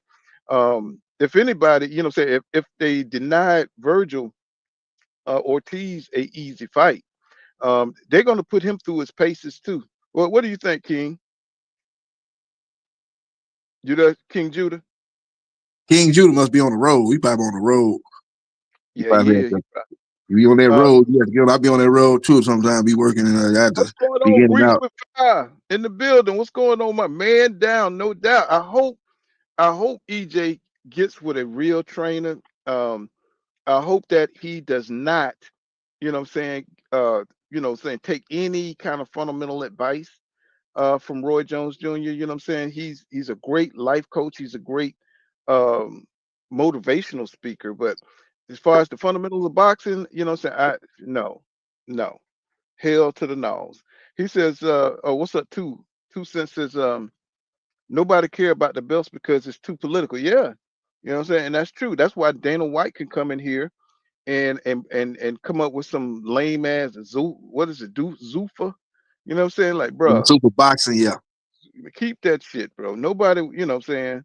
Nobody. Now it might pan out for him, you know what I'm saying? Because if he get people in there knocking out each other and the action is right and he builds some good superstars and it might take off, you know. He Yeah, says Virgil wants to fight for a belt first. This is level out. He fights Boots, then he'll never be champ. Hey, just because you lose one, man, it's like that's not a big deal. You know what I'm saying? I mean, he right now, he's got the WBC interim, so he already think he a champion. You know, these guys walking around with sub belts, you know what I'm saying, thinking they champions and stuff. So the interim championship belt, some people take it seriously, some people don't, you know what I'm saying? But to me, you know what I'm saying, it's just an extra belt that say that you in line to fight, whoever got the super belt. yeah. So, Look at David Benavidez. He was an interim champion. He fought David Morrell. David Morrell had with a regular WBA belt, and they fought. I think they fought for those belts. So with Virgil Ortiz being the interim WBC champion and Boots being the IBO champion when he beat Lima. And he might be an interim champion too in the WBA. I don't know how they roll over there, but it still will be a big fight. And sometimes when you reach a certain statute, belts don't matter. Like Tank Davis, a belt don't really matter for him. Canelo Alvarez, a dip belt don't matter. And I think Boots is actually, and Virgil are actually at that point now where the belts don't matter. They big enough names where they just need to get the biggest fights that are going to enhance their resume and push them toward a Hall of Fame journey. That's what they need to do. The belt's gonna come, the championship fight's gonna come along, on the way to that ultimate goal of being a Hall of Fame fighter. So I don't think you got guys like Zayas and Boss, those guys need belts because they need to be champions. They need to leverage that to a guy like Boots that at some point gonna want to collect belts, and they'll be able to say, "Oh, I'm unified champion, so you're gonna have to pay me this amount of money," just like Caleb Plant did with Canelo Alvarez. I'm not IBF champion. Give me $10 million if you want to be undisputed and make history, being the first undisputed 168-pound Hispanic champion. So that's what those guys gonna have to do. But other guys, like I said again, like a Tank, a guy like a Canelo Alvarez, they reach such a statue, they don't need to have a title. well, here's something that I was listening to, and Virgil Ortiz, what I'm saying, he was on Instagram, he was on somebody podcast, and he was saying, he was talking like this, man. It was like I couldn't believe it. He started talking like Canelo, like I'll let you guys hear it and you tell me. I was just like, bro, I couldn't believe this shit. I was like, listen, this kind of got me looking at Virgil Ortiz a little bit differently. Let me cut the sound on, see if you guys can hear this. Okay. How am I the one that's running? I already said yes to the fight twice already. You know what I mean? If I can fight whoever I want at this point. I fought Bohachuk, I fought Madrimov, and I fought Lubin. A lot of those fights, people thought I was going to lose. People thought I was going to lose to Madrimov because he gave Crawford a tough fight. People thought I was going to lose to Lubin. They thought he was going to box the shit out of me. So I mean, like, I can do whatever I want. I don't care what people think. I don't care if it's Roy Jones, as great as his career was. I don't care. I don't know. People always have a lot to say. It's crazy though. Before you got on, me and I was talking, like we looked at that kind of differently because again, this is somebody, and I know you want the big fight with Errol in Dallas, especially Dallas Stadium, so that's a big thing, and I respect that. But we looked at it crazy because this is who Errol is supposed to be working with. And it's like he's saying, like, nah, not right now. Go for, go for that guy, which is Boots. But like, honestly, bro, does it matter to you who you fight next? It really doesn't matter. It can't be Boots next. Right. So I mean that's what people are like. People are trying to say that I'm ducking and stuff like that. That makes no sense because I was willing to fight him twice already, and it didn't happen. So how is it the narrative that I'm ducking? And you know what I think it is? People are trying to deflect from the fact that he said no twice already. You know what I mean? They're trying to find a reason. They're trying to find scraps. They're really reaching for something to switch the narrative around. When the fact is that I did say yes twice, and the fight hasn't happened. How am I the one that's running? So that's what he had to say. Saying that's what he's running around saying right now. And I'm just like, wow. Yeah. I'm just like, wow.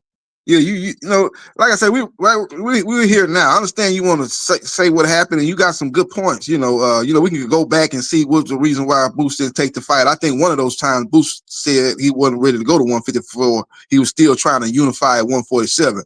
The second time he said he wanted to go to 154, but he didn't want, to take on a top fighter. He wanted to kind of get his feet wet, have a tune-up or two, and then he would look to have, take on a top name.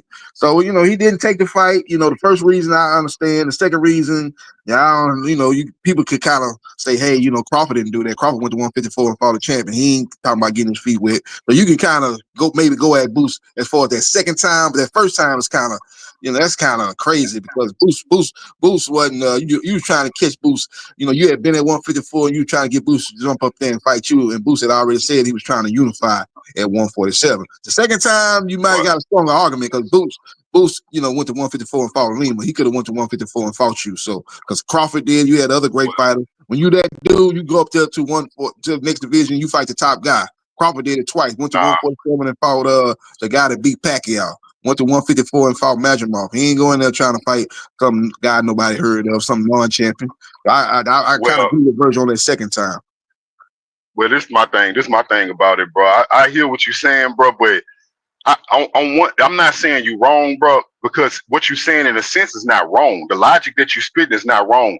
But when it comes to the context of what we've seen in history and what fans allow certain fighters to get away with and not other ones, I can't say that's the correct line of thinking because, again, I feel like what Boost did was made a conscious career decision saying, if I move up to 154, I want to be acclimated. I want to take a tune-up. And you did use Crawford as an example, right, where he moved up, challenged himself. Devin moves up and challenges himself. But Boots is not everybody. My thing is, as long as there's been a fighter in history, and we all know there's been multiple that have moved up to a new division and taken a tune-up, then Boots has the same right to do it also. You cannot demonize Boots for what's been done before him and will be done after him. You can't just single Boots out and say, because you did this, something is wrong with you. You're not good or you're scary. You don't have confidence when he's not the first one to do it and he won't be the last to do it. So I'm going to give, because I've given other people that pass, I'm going to give Boost that same grace. But I wanted to talk about something that, I was listening to y'all the whole time, but I was at work. Well, I want to go segue to this right quick. When we was talking about belts, how they saying belts don't matter, right? I'm going to tell you why I don't agree with that. And that whole notion started with Tank Davis. The belts don't matter. That's a cop-out for not wanting to fight the best because, yes, there are champions who don't. All champions are not the best. Sometimes you luck up and get a belt, right? But when you do have the mentality to chase belts, you will always end up running into a bad motherfucker, always, because belts lead you to fighting the best. If you chasing belts, even though you may have some easy touches on your run, eventually, just by you chasing belts and having belts, you will run into the best. That's why belts exist. And I'm gonna tell you why I can prove that belts still matter. Because all these fighters that's making money, talking about something, I'm making money, man.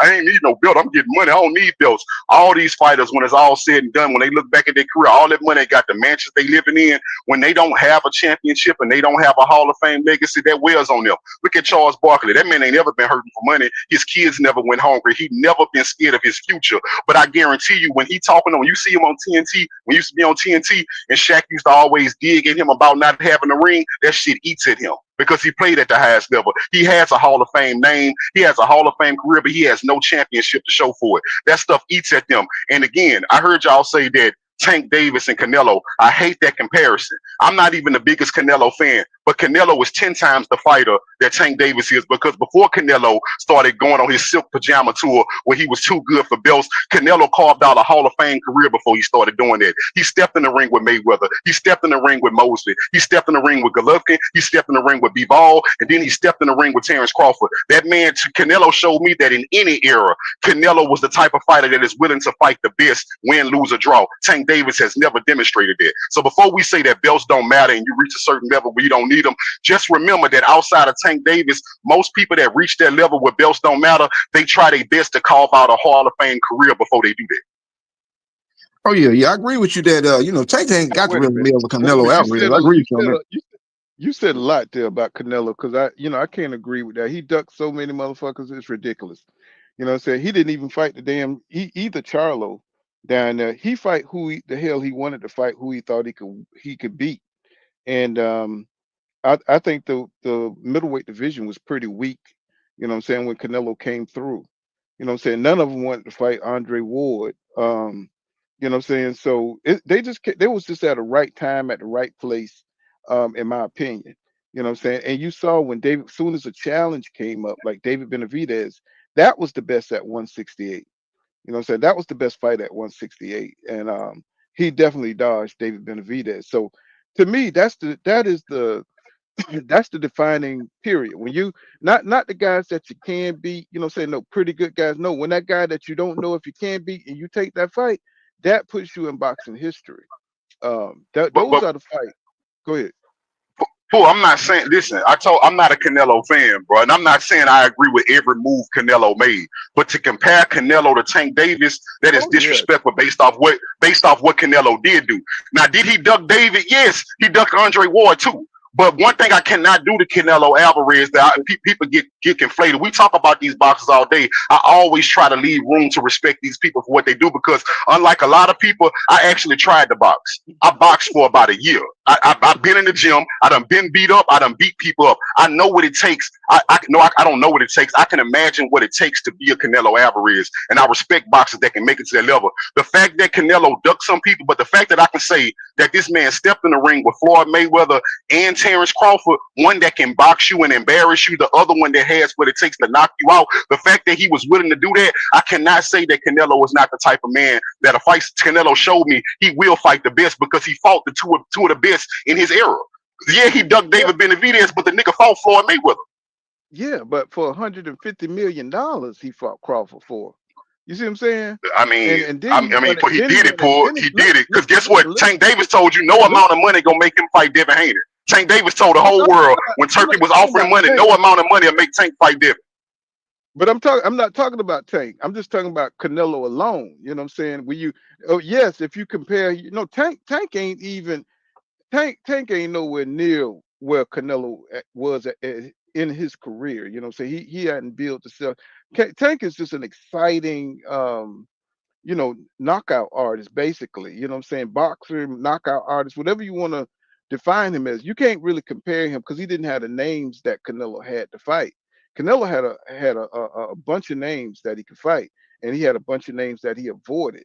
You know what I'm saying? He should have ran that Lara fight back. He should have ran that Austin Trout fight back. This is what I hold against Canelo. Any controversial wins, he just moves the fuck on. He should have fought Biffle again. You see what I'm saying? You see where I'm going? You know what I'm saying? And He Tank fought did the Triple same G. thing. Look, I'm not talking about Tank. Fuck Tank. Tank is retiring. Tank said he don't want to be the best. But boy, that was my whole argument though. My only argument, I'm saying I'm not a big Canelo fan. My whole issue was everybody always comparing Tank to Canelo. That is not a comparison. Oh yeah, it's not. We wasn't comparing. We were just saying the fighters that are beyond belts. That's all I was saying. Fighters that are beyond belts. His resume is not comparable to Canelo. Because we know Tank ain't on that type of time. You know what I'm saying? Tank doing his own thing. He got his own goals, and that's cool. That's what he want to do. But as far as, the legacy of what we're talking about, saying belt chasing, talking about becoming a champion, going to undisputed, you know what I'm saying? And we're talking about Canelo, who became undisputed, but look how he did it.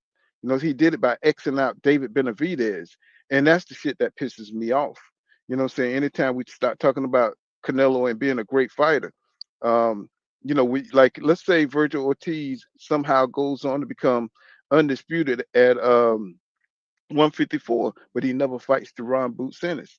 That would piss me off. You know what I'm gonna say?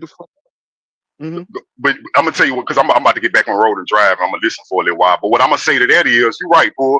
He ducked David, right? He didn't give David the chance. But this is why I have levels to who I respect, and I respect people to different levels based off how they move. This is exactly why. See, Canelo wasn't willing to fight David Benavidez. Maybe it was the size, maybe it was the youth, maybe it was both. But more than likely, it was both put together, the size and the youth, right? But this is why I would never put Canelo over Floyd Mayweather. I can't put Crawford over Floyd Mayweather either, because guess what? Crawford's David Benavidez would be somebody like Boots, and Crawford would never fight him. Crawford is never gonna step in the ring with Boots, but nobody holds Crawford today. Everybody tell you, well, man, Crawford did all this, Boots didn't do that. Crawford this old, but I watched Floyd give Canelo a chance, a youth.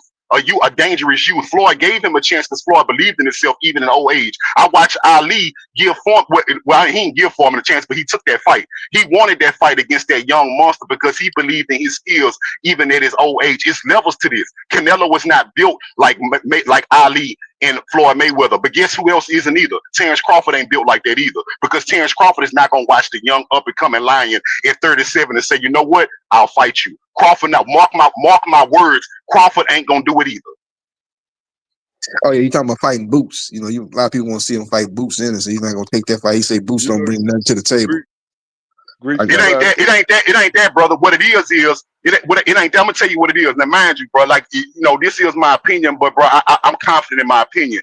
He can tell you that it's because Boots don't bring this, and Boots can go on a run and get all the belts in the world and call Crawford out. Crawford would still find a reason to say no. His fans would still find a reason to say no, because the truth of the matter is, even with Crawford's skills, his counter-punching ability, and I think the man is a good fighter. At 37 years old, he cannot beat Boots right now. Boots will beat his ass up. I'm telling y'all this, and Crawford know that. But yeah, that's the fight I want to see for sure. Here's my only thing.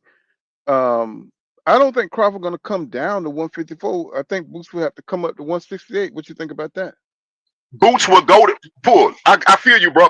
Boots will go to Crawford. Like I say, Boots can go on a run. He can do everything it takes to get it. Let's say Boot right now, Bozy and Boots get it on their mind that we're gonna do whatever it takes to get Crawford in the ring before he retire. Right? This man can go on a run, get belts. He can even get undisputed and move up to Crawford. Crawford would still find a reason not to fight this man.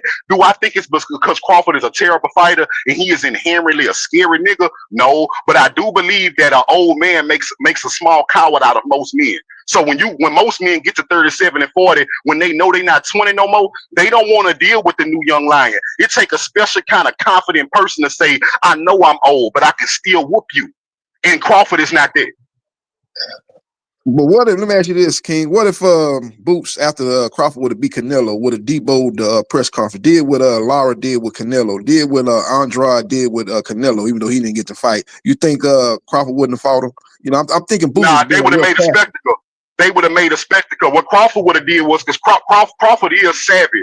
He's savvy when it comes to the cameras being in his face, right? He would have laughed it off. He would have laughed it off, said something like, man, you don't want this, bro. Like, you don't know what you asking for. But he would have let his fans do the talking for him. It would have been the fans and his team saying, who Boots think he is coming at the great Terrence Crawford? This the man that we labeling better. This the man we labeling better than Floyd Mayweather. Who the hell Boots think he is? He need to go fight Virgil. He need to go fight Xander Zayas. And then if Boots go fight Xander Zayas, they gonna say, man, those people wasn't nothing. Boots think, nah, this the nigga y'all think, y'all he can beat Crawford. Look how he struggled with Zayas. It took him 5 rounds to knock Zayas out. Crawford would have did it in 1. That's what would have happened to Boots. Yeah, because I know when Sean Porter, he pressed the fight with Crawford. Crawford was trying to get the fight with Pacquiao. And Sean Porter kept pressing him. And Crawford went on and fought him. He said, you trying me? I'm going to get in the ring with you. So I just think you're probably right. He might not took the fight, but, you know, you got to press the fight, man. I just think Boots he's not that type of guy. He's kind of like a laid-back guy. He's a killer in the ring, but sometimes you got to get outside your character and really try to press for the fight. You know, you the guy that's the guy looking for that type of fight to put you on the map. Take your career to the next level. What Crawford fans don't want to acknowledge is, I'm not saying this man can't fight, right? I'm not saying that he done stepped in the ring with some good people. What they don't want to acknowledge, though, and keep it real, is that Crawford is extremely opportunistic. Crawford don't take on nobody unless he sees some types of weakness. You can go way back to when the best fighters want to fight them in their prime. He didn't fight none of his best opponents in their prime. He didn't fight a prime Sean Porter. He didn't fight a prime Kell Brook. He didn't even fight a prime Errol Spence. You look at this, bro, even if you go way back before 147, when he fought the Benavidez dude, which is not even a prime fighter or a good fighter, he didn't fight this man until he got shot in his damn leg. Everybody Crawford fight has some type of limping. They limp into the ring with him, whether it's because of old age, whether it's because they coming off a knockout. When he fought Amir Khan, he didn't fight Amir Khan until he got knocked out. Crawford don't fight nobody at their very best. What makes you think he will fight somebody younger, stronger, faster at their best? He is not going to fight Boots. It will never happen no matter what Boots do. Yeah, he got, you say he got a high boxing IQ. He studied fighters. That's what Mayweather used to do. Mayweather was the same way. You know, he'll look at a fighter and say, "Oh yeah, I can beat this guy. It's 95% chance I'll win this fight. I'll take that fight." He swerved a lot of fights. Paul Williams, Margarito. He fought. You know, he swerved a lot of fights. So when you got that high boxing IQ, you know who you just study a fighter. You can just watch a fight live and look at what he do well and what he don't do well. He be like, "Yeah, I can get him," or "Yeah, I might can get him. I probably can get him, but I don't want to chance it." So you're right. You might be right about that. You know, the high boxing IQ come into play in that situation. So So, look like they trolling King here a little bit. You know, saying Greek with fire says he says Judah, he said Haney would get stopped versus Norman. Says you're gonna blame Tank. I bet. Yeah, and when and when, What and when about Devin stopped, when Devin beat Norman, they gonna say Norman was trash, and Devin need to move to 154, and he ain't shit if he don't go directly to 154 right now. All y'all fake, all y'all been exposed a long time ago. Tank ain't shit, and y'all ain't shit either, and everybody know. I can't well wait for that fight. Can't wait well for that well fight. Rick Timms here says he says the Dev rematch Lomi. He said it took Dev 24 hours to beat Cambosa, and I can't, man. Well, to me, Dev he was life and death trying to make 135 to fight Loma, and he was too big for the division. It was the same thing with Errol Spence Jr. He was pleading to get the fuck up out of 147. You know what I'm saying? That's why I say it's strategic with a lot of these fighters. They don't want to face each other when they're at their best. You see what I'm saying? Y'all got to look at how these fighters move when they take on the challenges, when they walk away from negotiations, how they try to extend the fight. You got to look at how they move. They're not trying to fight each other when they're at their peak in their prime. It's like, see, we never had to worry about that before because guys, when they was 20 something years old, back in the day, they were fighting each other. It wasn't until Floyd Mayweather motherfuckers start waiting till they 30 years old to face off. But back in the days, guys had them fought two and three. I think Sugar Ray Leonard fought Hearns two or three times. You see what I'm saying? So it's like, Yeah, bro, they not getting into the ring when in their primes. So that's messing up a whole lot of shit because once you get older, you start getting a whole. I think Virgil Ortiz just had a baby. You know what I'm saying? They need to get this fight in before life start happening to these fighters. I think Errol Spence Jr. got over the time he got three or four, three kids and stuff. So these life is going on. While these guys are waiting out the ring for 2 and 3 years and stuff, having to get tune-ups when they come back. So the whole boxing game is kind of getting convoluted and messed up because they're not jumping into the contracts like they should, when they should. You know what I'm saying? So we got this lapse in time in between fights and they're getting older and then they're not active enough in their primes, right? And so yeah, by the time they get into the ring, we got a it's not equal. It's a messed up dichotomy. We got one fighter that's been active, winning, he's going for all the belts. He's trying to unify while the other superstars just waiting them out, you know what I'm saying, at the end. So, it's just a lot of strategic, moving going on. And it's like both fighters should be, going through the division, meeting at the top. And that's not happening anymore. You know what I'm saying? It's like fighters are trying to be sneaky and trying to be strategic and stuff like that. So they're not as wore down as the guy, that doing it the Rocky way, who's going up and fighting all the champions and stuff. And they coming at the end and they don't have to fight anybody in the division except for that one guy. And it's like we're tired of seeing that shit. We want to see Virgil Ortiz fight Boots, Backroom, Fundora. We want to see them all mix it up. So when Jamel Charlo went through the division, he went to everybody. You know what I'm saying? And people don't give Jamel Charlo that respect. You know what I'm saying? If you thought that he had a hard run or an easy run, he went through the division. You know what I'm saying? One by one, whoever was somebody in the division, he went. Whoever had a belt, he went and fought them. Right? He did it the old-fashioned way. As crazy as he is, what I'm saying? It is Lions only, baby. You got to respect it. He became undisputed of a competitive division. And I think Jerron Booth, I think Virgil Ortiz should do the same thing. And if Jerron Booth start, trying to avoid fights, I think we'll have the same smoke for him. So it ain't a thing of everybody's just a Jerron Booth fan. It's just we see how fighters move once they, once they don't have the confidence, to win that fight. Either I think Virgil wants to fight, but I just think his dad it's a bad fight for him. And I think that's real. I think Virgil don't even want to talk about the shit no more. I'm looking at him in interviews. He's looking crazy, saying he can do what he want. It's like, bro, you ain't there yet. You ain't there yet, bro. And, Yeah, and you fought. Go and he ahead. ain't got a lot of options. The zone say they're not gonna accept the Errol Spence Jr. fight. I don't know if maybe they present Jermell Charlo. Will a zone accept that fight? And the other champions are tied up. Like I said, we got Zayas and Barahu. They fighting. Bandura and Thurman. That fight's gonna get rescheduled. They gonna fight. And it's nobody else. You got Bachman fighting Kelly. And they fighting. So what are the other fights for Virgil? You know what I'm saying? It's not really nothing out there outside of the Boost fight that's going to be a big fight that's appealing to the zone. I don't know who they can go to. It's nobody they can go to. They already denied the Spence fight. And from what he was saying on that interview, he's not really interested in the Jermell Charlo fight, that being Virgil Ortiz Jr. So I think the fight's going to happen. I don't really think they got a lot of options. And you look at the zone, it's not going to accept any old fight. So I think this fight's going to get done. I already even heard a date being proposed. They talking about March 28th, either in T-Mobile Arena or MGM Grand Arena. Now, I think T-Mobile have a hockey game during that day, so maybe it'll be at MGM Grand Arena. So it's definitely locked in. So I don't see how he can duck that fight unless he move up to 160 or something and fight somebody that the zone accept. Hey, Paul, one thing I can say that I know I talked about some of the stuff I didn't like about Crawford, but what I can say I do like about Crawford, or I guess it benefited us, even if it came from a place of selfishness. I do like the fact that towards the end of Crawford's career, he did it early career, but toward the end, you can tell right now he is very much interested in solidifying his legacy. That's why he keep trying to go for undisputed. You know why I appreciate that from Crawford? Because right when you had people like Tank Davis trying to say belts didn't matter, Crawford and Usyk revamped the interest in people wanting to see an undisputed champion. Right now, we are back in the era where nobody cares who you are, how much the fans like you. People want to know who you beat. Crawford and Usyk single-handedly saved boxing from what Tank tried to turn it into.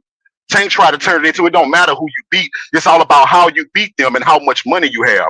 Crawford and Usyk turned boxing back to the fact that we don't care how much money you have. Who did you beat? Well, you gotta think about this too. Crawford only had a couple of fights that put him on the map. You know what I'm saying? I'm not talking about his fans that followed his career or anything like that. I'm talking about, he beat Spence and he beat Canelo. That's what put him on the map. So he's looking, like you said, he's looking for something where people are going to remember him.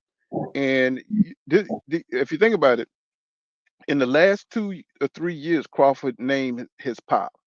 You know what I'm saying? So that's a short amount of time for as long as he's been in the divisions, right? In boxing. So he knows he got to milk this. He's got to milk this notoriety that he has now. So he needs a couple of more big fights. I'm thinking, to keep his name popping and to secure his legacy. So he might go to 160, try to get that undisputed down at 160, go for Janabak, maybe Carlos Adamas, and I think if he has some exciting fights with those guys, I think he can go head on and sail off into the sunset and he become undisputed at 160. I think that'll be the cherry on top for him. So, Well, I like go ahead. Yeah, I like, but like you say, I see what you're saying. What I was saying, it might only come from a place of selfishness and being opportunistic, right? But I do like the fact that he's doing, and I'm glad he started it when he started it. Because listen, it's no. Do you think it's a coincidence that when pay-per-view was still popping, Tank Davis was on top of the world and he thought he was everything? Do you think it's a coincidence that when Crawford and Usyk brought back the interest in seeing undisputed champions, seeing unifications, where they completely shattered the whole notion that belts don't matter in the eyes of the average fan? And then on top of that, Turkey coming in and say, we getting rid of pay-per-view. You will only be somebody when you take this bag and fight somebody who was worth something. That Tank Davis all of a sudden turned around and said, man, you know what? Y'all can have this boxing shit. I don't even like this shit no more. Y'all can have this boxing shit. Yeah, he tweeted that, then he deleted it. For all the people say, man, Tank never said that. The motherfucker deleted everything he said. So yeah, he said it. Right after Turkey came out, then offer him multiple bags. Listen, I just want you to fight Devin or Shakur. I got money for you. He didn't want none of it. Nah, man, the money. That's why when you say, yeah, they taking Canelo taking fights for big bags, it's no bag in the world that'll make Tank Davis get in the ring with Devin or Shakur. None. Wow. And those are bars. Those are bars. Much as I respect Tank, you know, I respect his abilities in the ring. It's just his mentality that's kind of, you know, just left field, right? His mentality is left field. And you can't say much about him because, well, I've heard rumors. I heard rumors that he's coming back to fight Lamont Roach Jr. I've heard that. So I don't think Tank is Well, retiring. yeah, well, Rose fighting Pitbull December 6th, so maybe I he fights. understand that. Maybe if he don't retire, he'll probably fight the winner of that fight. I think he's going to fight Lamont Roach Jr. I think Lamont Roach Jr. is going to beat Pitbull ass. He's going to go out there. I don't think he's going to beat him by knockout, but I think he's going to outbox him. And I think the Tank fight, I think it'll be huge. I think it's going to be huge. Tank is going to get himself together. Deal, you know what I'm saying, deal with all his business that he got outside the ring, take care of all of that. And I think he's going to come back sharp as fuck. And I think he's going to beat the shit out of Lamont Roach Jr. I think he's going to knock his ass out. I think he's going to cuss a few fans out on social media, and he's going to erase that motherfucker. You know what I'm saying? He's going to put it out there. He's going to say, fuck y'all fans. He's going to erase it. You know what I'm saying? And then, you know, he's back. You know what I'm saying? And do what Boost do. Do what Boost do. Be at the fight. And then once a Roach win or even Pitbull win, get in the ring and you know, you do a face off. Say, I'm back. I had some problems I had to deal with outside the ring. I took care of those. I'm ready to be the face of boxing. I'm ready to set the record straight and make clear who the winner is, who the better man is, and take on Roach again. That's what he needed, though. Hopefully he will do that. But you know, we don't know about Tank, man. Tank got 1 foot in, 1 foot out, seemed to me. Let me let y'all check out what Ward said about EJ coming back. You know, I love listening to Ward, man. You know, Ward is that dude, man. Let me see. Ward is that dude. So here's what Ward had to say about EJ coming back. On Saturday, Dallas. Can y'all hear that? Yeah, we can hear.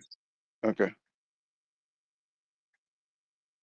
Native Fort Worth is right there next to Dallas.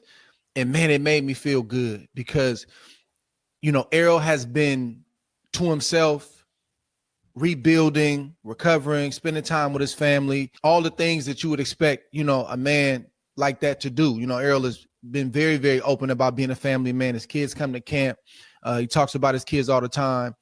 And it was good to see him looking good, shining, just, you know, smiling and being around the fight game. I miss Errol Spence around the fight game. And it looked like to me that the fans missed Errol Spence. And I think he deserves that because people want to compare the UFC to boxing.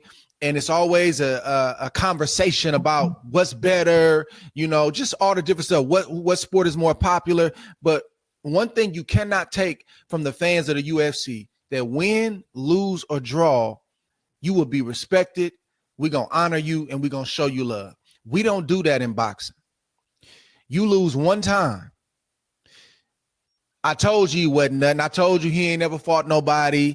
And as soon as he fought that guy, that was going to happen. And we got to change that because Errol Spence is a guy that has always fought the best competition. He's always looked for the best challenges. He was a guy that said, this is why I like Andre Ward. You know what I'm saying? He's honest and he always tell it like it is. And coined the phrase, I don't do tune-ups. I respect it. I believe in tune-ups. Give me my gimme fight and then I'll go fight him.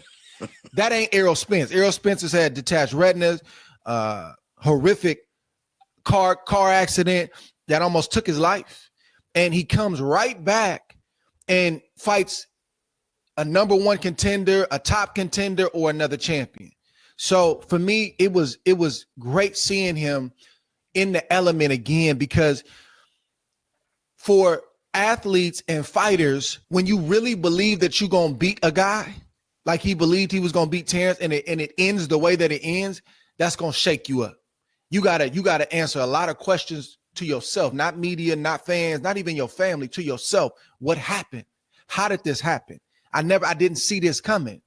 And sometimes, Roy, you got to get away to rebuild internally. You got to make the decision. Do I even like the sport? Like I said earlier, do I even want to be around these people? Is this something I still want to do? And I've seen Errol in the gym, and I saw him amongst the people Saturday, man, and it just made me feel good, bro, for him to get that love that he was supposed to get and to see Errol Spence back around the fight game. Goddamn boy, goddamn Andre, you know, he respect EJ, you know what I'm saying? Because you know, they kind of like the same kind of type fight as far as their personalities. But here come Roy with his commentary. And he deserved all the love that he got because he truly put Dallas back on the map in boxing. You understand me? He put Dallas back on the map. So he deserved everything he got. You know, my daughter cried when he lost because she was such a fan of him, and knowing what he had done for Dallas, she was deeply hurt when he lost that fight. So it's like a lot of people do really love Errol Spence because he's a downright, down-to-earth, very good guy. You know, and I mean, I'm supposed to go work with him some tomorrow. As a matter of fact, I'm going to. Boy, this is not something that I want to hear. You know what I'm saying? Bro, get your ass on some goddamn well. Take your ass back to Florida. You know, I'm gonna finish Dallas tomorrow to work with him a little bit, and I'll see where he at, see where we can help him get back to, because I do want to see him get back on that horse and ride again.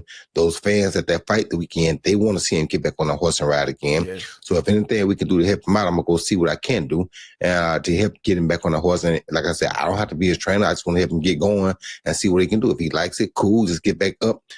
Sometimes we all go through these things, but the main thing is, can you get up from it?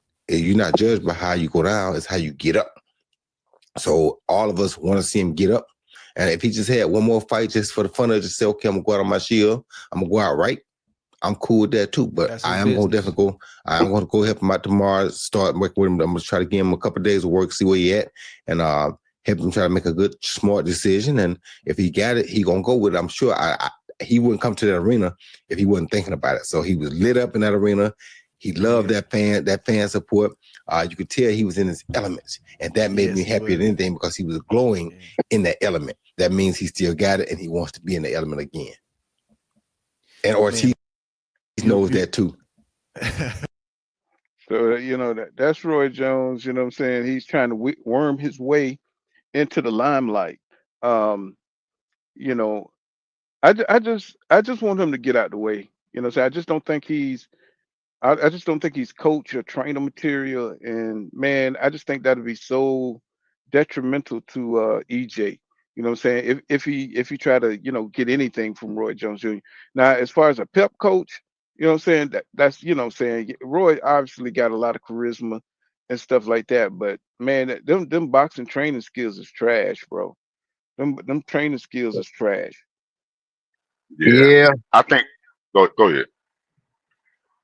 Yeah, I think, like I say, Roy, he worked with Eubanks Jr. He's worked with several fight. He actually worked with a guy on the undercard of that Ortiz Lubin fight.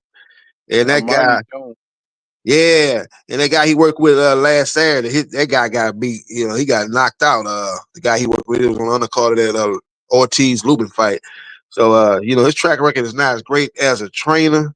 I don't know any fighters that he really trained, took to the next level, but maybe he can help him out, work with him a little bit. Maybe that he won't be Errol Spence Jr.'s trainer. He'll be there to kind of motivate him and give him a life lessons about him being, knocked out, coming back from knockouts, kind of giving him that advice of what it takes to come back from a knockout and getting back up top, getting back on top. Yeah, I think with Roy, like we all agree, I think that he don't need to be a full-time trainer. But I go back to what I said at first. But the only thing Roy could help Errol with is ring generalship, using the whole ring in a fight. That's something that Errol hasn't done since when I first started watching Errol. To be honest with you, Errol haven't been that type of Errol since the accident. And I'm on record for saying this. I had a lot of other Spence fans come down on me for saying this, but I have a lot of reason to believe what I believe. And I was supposed to do a video on it. I didn't. But Errol Spence, he can no longer move the way he did, because I argued with Spence fans and Spence haters about his movement early in his career. Spence haters say Spence never moved. They said Spence was always flat-footed and only came forward. That is a lie. That is a lie. The Spence that fought Lamont Peterson was able to move wherever he wanted in the ring. He was not limited to planting his feet and coming forward.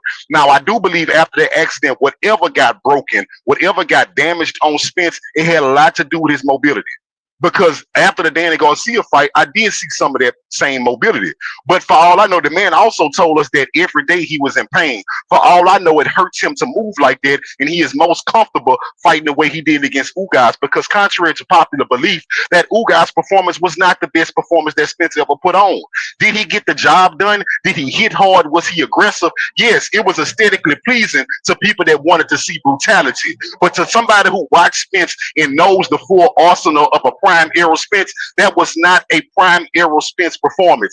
Errol Spence was stuck in mud. That's why he was always there to be countered by Ugas, because his head never came off the center line. He never pivoted. Spence stood in front of Ugas the whole time, because I believe that Spence lost something in that accident in terms of mobility. I would love to see Roy Jones Jr. go train with Errol to find out what he does still have left in terms of mobility. I'm hoping that all that time off and physical therapy may have healed him in a way where he can move more comfortably the way he did. Now, I'm hoping that, because again, what Spence can learn from Roy is you don't have to just use the center of the ring as your only real estate in a boxing ring. I think for the first time in Errol Spence's career, Roy Jones Jr. will show him how to use the whole ring throughout a whole fight to win a fight. And that's something I do hope, and that's what I hope for if he goes to train with Spence. Yeah. Like I said, we'll see, man. We'll see if he able to give him some kind of expertise. You got other trainers out there he probably could work with. You got Ronnie Shields. You got, like you said, Buddy McGirt. You got some guys that he possibly could work with. Maybe he'll settle in on Roy Jones. Him and Roy Jones been leaked before as far as working together. So he's been talking about possibly working with Roy Jones Jr. So maybe he might end up being his trainer, or maybe just be there to work with him for a few days, and then he'll choose someone else. And just have to see how it works. It's all about the chemistry with a boxer. If he's comfortable with a guy and he feels like they have a good rapport, you just start working with him. That's kind of what happened with Jack Catterall and Boosie Ennis, man. Jack Catterall came down there from the UK, started working with Boosie. They had a good chemistry, a good rapport. Now you got Boosie Ennis' dad working with him for the fight tomorrow night. So it's just all about. Can I say this real quick? Can I say this? This is what I believe. A lot of people would say, they'll listen to that and say, well, that's not Errol Spence style. Why would you want to change him? I'm not talking about changing him, but you know what I do believe in? I learned this throughout my life watching combat sports. The best fighters are versatile. The best fighters are versatile, right? So what I'm saying is, I'm not saying you change Spence style. What I'm telling you is you make him versatile enough that if his style is not working, he has something to fall back on, right? Because I look at all the fighters I've seen, unless you're somebody like a Floyd Mayweather who came in with elite versatility from day one, most of the best fighters, where you see them start off one way and they add stuff to their arsenal as their career progresses. And what I've seen is the fighters that plateau never add anything. So I do believe that it's beneficial if you take somebody like an Errol Spence, who's more of a stand his ground, come forward fighter. But I don't see nothing wrong with adding a very reputable coach that was known for movement. Why not bring him into the camp to give him some versatility in his style? The same can be true for somebody like a Devin Haney, somebody who prefers to be on the outside and move. Why not bring a coach that is well renowned for being somebody that can stand in the pocket and teach a fighter how to stand their ground? To me, that can only make them better. I think the thing is with EJ is he's an older fighter, and it's hard for a fighter to that old saying, it's hard to teach old dog new tricks. Well, whatever he learns is going to have to be incorporated with what he's doing already, because you never seen Errol just kind of pull back and box himself in the Mikey Garcia fight. So we know he can box, but will he box? You see what I'm saying? We saw him fight Crawford. You know what I'm saying? Even when it went against him, you know what I'm saying? Why didn't he just go back into boxing? So he gets stuck. You get stuck in modes as an older fighter, right? So especially when you're not used to using your versatility, you know what I'm saying, over the course of your career. And to me, EJ thinks he can just bulldoze everybody. He can outwield everybody. And you can't do that. You know what I'm saying? You have to do what it takes. You got to look at the situation. And to me, it's his ability to adapt.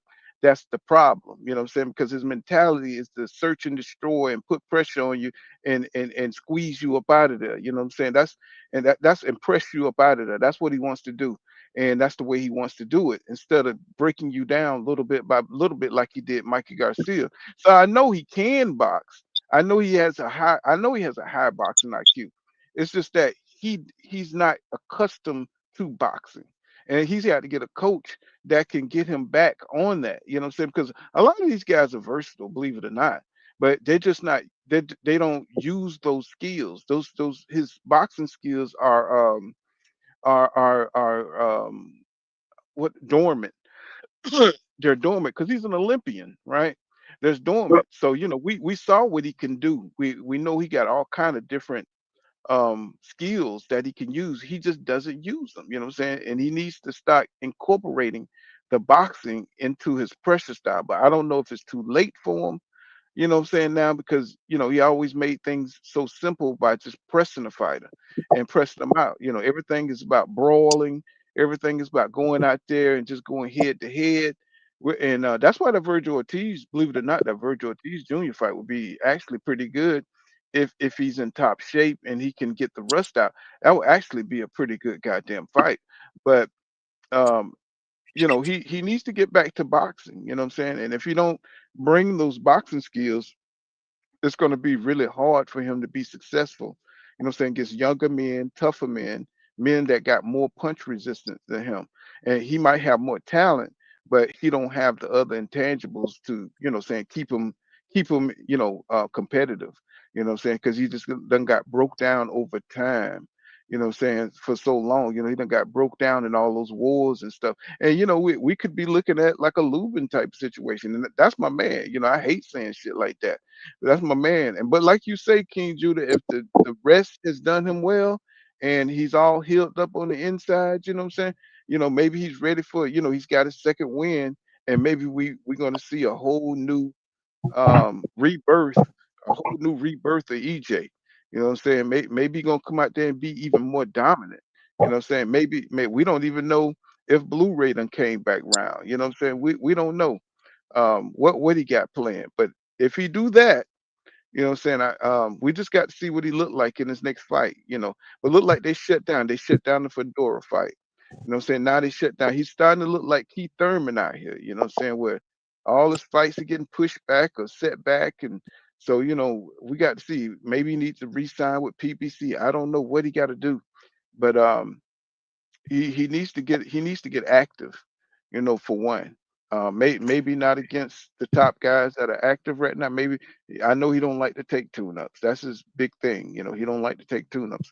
But EJ needs a tune-up. You know what I'm saying? He's not so dominant to where he could just come in, after 2.5 years and fight, a Crawford or fight somebody big, you know what I'm saying, that's got highly skilled like that thinks in the ring. He's gonna have to fight somebody that's a journeyman or something, fight a Danny Garcia, fight. I know he's retired, but I'm just saying somebody that maybe even fight Keith Thurman, you know what I'm saying, fight somebody on that Yeah, that's caliber. what I was gonna say. That's what his best comeback fight, in my opinion, is Keith Thurman. You fight somebody that been on a layoff just like you, somebody that Yeah. has a name or had a name Jamil similar to Charlo. you. That, Jamil Charlo. How about that? that'd be a good one, but I'd rather Thurman for a couple reasons. Me personally, I'd rather Thurman because they have a history where they were supposed to meet at one point. Now I know him and Charlo have history because they know each other, obviously, and they both have talked about being willing to fight. But I believe Errol Spence and Thurman have real history where they was competing at the same time. They were actively rivals, because at the time that Thurman and Errol was at the same weight class, Charlo wasn't even at that weight class. I think that can rekindle a lot of interest in hardcore fans that Errol Spence gonna come back and fight somebody that was supposed to fight him a long time ago. They both been on a layoff. They both want to come back because we both think. Let's be honest. Both of these dudes are at an age and had layoffs to the point where they'll probably never be undisputed. But what we can expect from them is that they can go on a run for as long as they last. Spence might come back and become a champion again, even if it's just one belt. To me, that's a good comeback. Same thing with Keith Thurman. Hmm. I don't think Keith Thurman gonna look worth of nothing in that fight with Fundora. I just can't imagine, saying him looking good against Fundora. I think Fundora is just a little bit too active, a little bit too young. I just don't think, he start hitting, Thurman in the gut, and think the fight's gonna be over. I think he's gonna get rid of Thurman pretty quickly in that fight. And I think, you know, Thurman gonna get his money, he's gonna get the hell on.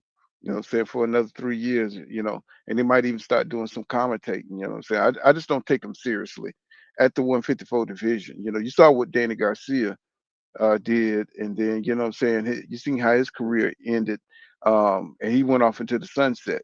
And I think that's what's going to happen, man, for all these guys. It's the end of an era for them. Right now they're just trying to get a little extra cash before they get the hell up out of here. Now, if EJ give us a hell of a fight, that would be awesome. I'm saying, especially if he can beat Virgil Ortiz Jr. That would be perfect. That would be perfect. I'm saying, but like you say, they got, I don't know who's going to sanction that fight, who's going to put the money up for that fight. The zone don't want it. So, what I'm saying, if EJ is not with the PBC anymore, I don't know, maybe he can go to the Turk and see if he can get him a big fight. See what the Turk have for him, and the Turk gonna try to feed him to somebody. The Turk gonna come up with somebody, maybe Backroom, maybe somebody they think that's gonna be like a total powerhouse against him. What I'm saying, I could see him doing that, maybe going to the Turk, since the zone has denied that fight. So what I'm saying, What I do EJ, he want to got a. see, my Mhm. bad. No, I No, was no, just go saying what ahead. I do want to see though, whoever he come back against, right? What I do want to see from here before he decides to come back, I do want to see you have somebody in your corner like a Roy Jones, if for nothing else, to increase your versatility. I do not want to see the exact same Spence come back and talk about he about to come on his comeback if he didn't change nothing. Well, I mean, I don't know how much you can change at 36 years old. That's my whole point. Once you've been fighting, so then you got 2 years and how almost 3 years layoff. You know what I'm saying? So that's gonna really hurt you. But then, it's probably doing his body some good. But unless you've been in the gym, you know what I'm saying, working on your Oh, skills every day. what about this, Say Pool? what? What if that is the part? EJ's secretive, right? Now this is my conspiracy theory. What if the layoff was him changing his style? What if that's been That's going that's on? What if that's been it's going for on that. these 2 or 3 years? It's for I that. hope I that's mean I that. hope I hope that's what's been going on. Well, I mean, if that's it, maybe that'll be interesting. You know what I'm saying? Especially if he come out and put on like a super performance against somebody, well, somebody of that caliber, or even a Madronov, or even a Bokuchuk. All of those fights are good for EJ, because Bokuchuk then already took a couple of losses. Madronov then took a couple. Why not go against EJ? Why not fight EJ? Those are some good fights for him. And then they got the kind of style, especially Madronov. That would be a tricky style for EJ. A very competitive guy, so somebody who could take a punch. What I'm saying? That'll be a tough fight for EJ. Him and Bokuchuk, that'd be. I think that those are some good fights. If he can't get that Virgil Ortiz Jr. fight, I would hate to see EJ try to get into a fight with Jerron Booth right now. Um, I think Boost is just a little bit too much, too close, what I'm saying, to his prime. What I'm saying, he's in his Right, prime right now. I wouldn't want to see that fight right away. I would like to right. see what EJ looked like after a couple of fights, and then fight, maybe go for Boots, you know. Yeah, Boo's too This active. is, He too young, too good, too active. It's too much going against Spence in that matchup, especially right now. well, you seen how fast Crawford hands was, and even though he's a few pounds, he's got the advantage of coming up a few more pounds at 154. Um, I mean, I don't know how much EJ needs, because he's been, like he said, humble servant said, he's been draining for so long. He's been in decline, trying to stay at them little weights like that. And I think it's just kind of really damaged him, especially with the accidents and everything. So I think he's just been kind of at a deficit. So we just got to see what he looked like after 2.5 year layoff, and see what he looked like at 154. You know, so we his advance is it's Errol not coming back for multiple fights, in my opinion. You know, that's what a lot of people believe. You know, go ahead. Yeah, the PBC, they've been talking about making the fight with Errol Spence Jr. and Jamel Charlo. That's been the fight that's been talked about. I think Michael Carpenter reported that they were in negotiations to fight. So that might be the fight that he make. You know, both guys have been out the ring for a while. You know, they've sparred together. I heard Errol Spence Jr.'s got the best of him in sparring. They used to share the same trainer. So that could be a fight that they can make in Texas, Dallas, Houston. It'll be a fight that can do some good numbers at the gate. Oh, no doubt, no doubt. But y'all, I got to get up out of here. You know what I'm saying? I wanted to come on early so to get the 300 up in here, humble servant. You know what I'm saying? B Dog in the building. You know what I'm saying? Skylar Miller, what's happening, bro? You know what I'm saying? 2 cents. You know, we're coming back tomorrow because I'm off. And we'll be back early tomorrow. We'll probably make a day of it. Right now, your boy got to go. And King Judah, JB Sports, y'all my brothers. Oh You know, yeah. Oh yeah, oh yeah. hey, King, you gonna get back into your channel? You talking about me? Yeah, your channel. Are you Yeah, gonna man. like? Yeah, bro. I need to do more with it, bro. I'm not gonna lie. Like behind the scenes, I've been trying to start other channels because I got turned off boxing for a little while, bro. Especially during the Yeah, belts don't me matter too. era. Especially during the Me too. belts don't matter era. But I might get back into it, bro. They got stuff to talk about. I do believe everybody try to talk about Turkey, but I do believe, at least for right now, Turkey is gonna be able to produce interesting fights because he paying people that bag to risk their odds. No doubt. JB, what's your last words? We're gonna get up out of here. Yeah, we got for the fight tomorrow over there in the UK. You got Eubanks Jr. I think he just had a kid. I think you mentioned that earlier, Paul. He fighting Conor Ben. That's a big fight over there. It's not a real big fight over here, but I did like the first fight for its action. It was a lot of fight. It's a lot of bad blood. Those two guys really don't like each other. The press conference was very, very entertaining, and I'm kind of looking forward to that fight, man. It's been kind of not too much going on since in boxing since the Crawford Canelo fight. So I'm kind of looking forward to this fight. And then we get to next week, and that's gonna be the mega card, the fight we've been looking for a long time. We got Devin the Dream Haney taking on Brian Norman Jr. That's gonna be a great, great fight. Somebody gonna be sick after that fight. You got the Haney fan base, you got the Norman Jr. fan base. You got the two dads that are very, very vocal. So somebody gonna be able to really be bumping their guns, and the other person gonna just have to eat a lot of humble pie. So I'm looking forward to that fight. And the whole card actually is very, very strong. So we're gonna be in some good fights coming up next week. So I'm looking forward to that. But I'm looking forward to the Conor Ben and Eubanks Jr. fight as far as excitement, and compared to what the first fight brought to us. So looking forward to those two Somebody cards coming up. somebody gonna have a bad Thanksgiving. I'm tell you Yeah. that right now. Yeah, Somebody yeah, gonna have a bad Thanksgiving, boy, cause woo boy, this here thing been heating up.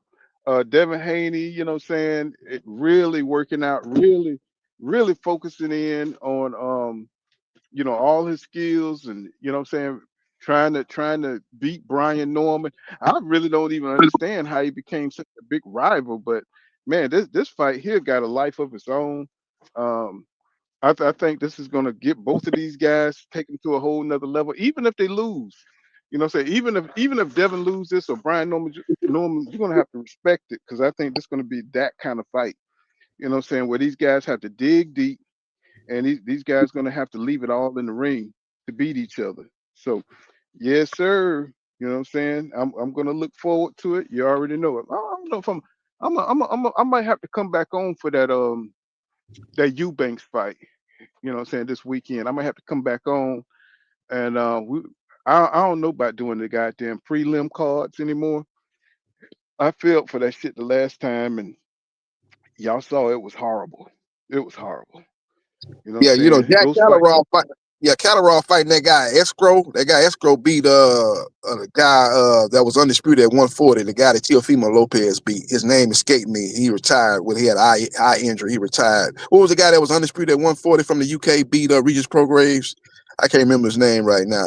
But that guy Escrow, Esserman, my bad, beat him and retired him. and he fighting Jack Catterall. You know, Jack Catterall is getting coached by Boosie. So that's gonna be a good fight. The other fights on there, I don't know nothing about them other guys, but that's gonna be a good co-main. And then you get Connor and Chris fighting in a rematch. So that'll be good. That's a good card, but that November 22nd card, along with that December 6th card, are two of the best cards from top to bottom of this year. So I'm looking forward to really them two cards. Really, November 22nd card in Saudi Arabia, and that December 6th card in San Antonio with Roach Jr. and Pitbull. That card is loaded too with Fulton and Foster. You got Mosley Jr. fighting Ramos, and you got Frank Martin coming back on that card. That card is loaded. And then you got Lara and Janet back. People sleeping on Lara. They just assuming Janet back gonna fight Crawford. They sleeping on Lara, man. That fight, Lara can beat Janet back. That's a 50-50 fight in my opinion. Who Janet back beat? He ain't beat nobody. Lara been in there with the creme de la creme. You know, knocked out Danny Garcia, retired Danny Garcia. His resume is second to none. Paul Williams, you know, he beat Austin Trout. He been in there with Jared Swift Hurd when Jared Swift Hurd was the top guy, gave him a good fight. You know, that guy been in there with some good people, man. Beat some good people. You know, Gomez. What's that guy name? Where that dog collar that was beating people up. Beat him, stopped him. So he been in there with some good name stars. That's going to be a good fight, Laura Johnny back. That's going to be a unification at 154. So people assuming Johnny back going to win and fight Crawford. I think they jumping the gun on that. Yes, sir. So we got a lot of good stuff coming up. And check back with me because we're probably going to watch that Eubanks fight. Even though I don't like British fighters like that. You know what I'm saying? But it's, you know, that's a legacy fight. That's a legacy fight as far as, you know, who their fathers were. And I'm kind of interested, you know what I'm saying, to see what happens. You know, even though I don't like Conor being that much, as much as I like Chris Eubanks. But yeah, we'll get it in this weekend. You know what I'm saying? You know, I got my beer ready, and we'll get together and talk some shit and look at these damn fights. But that's pretty much it. You know what I'm saying? You guys, you know what I'm saying? Y'all come and check in with me. You know what I'm saying? This weekend, and you know what I'm saying? That's that. You know what I'm saying? See you guys in the next one. You know what I'm saying? Peace out. You know what I'm saying? I'm up out of here. Peace. You know? Peace.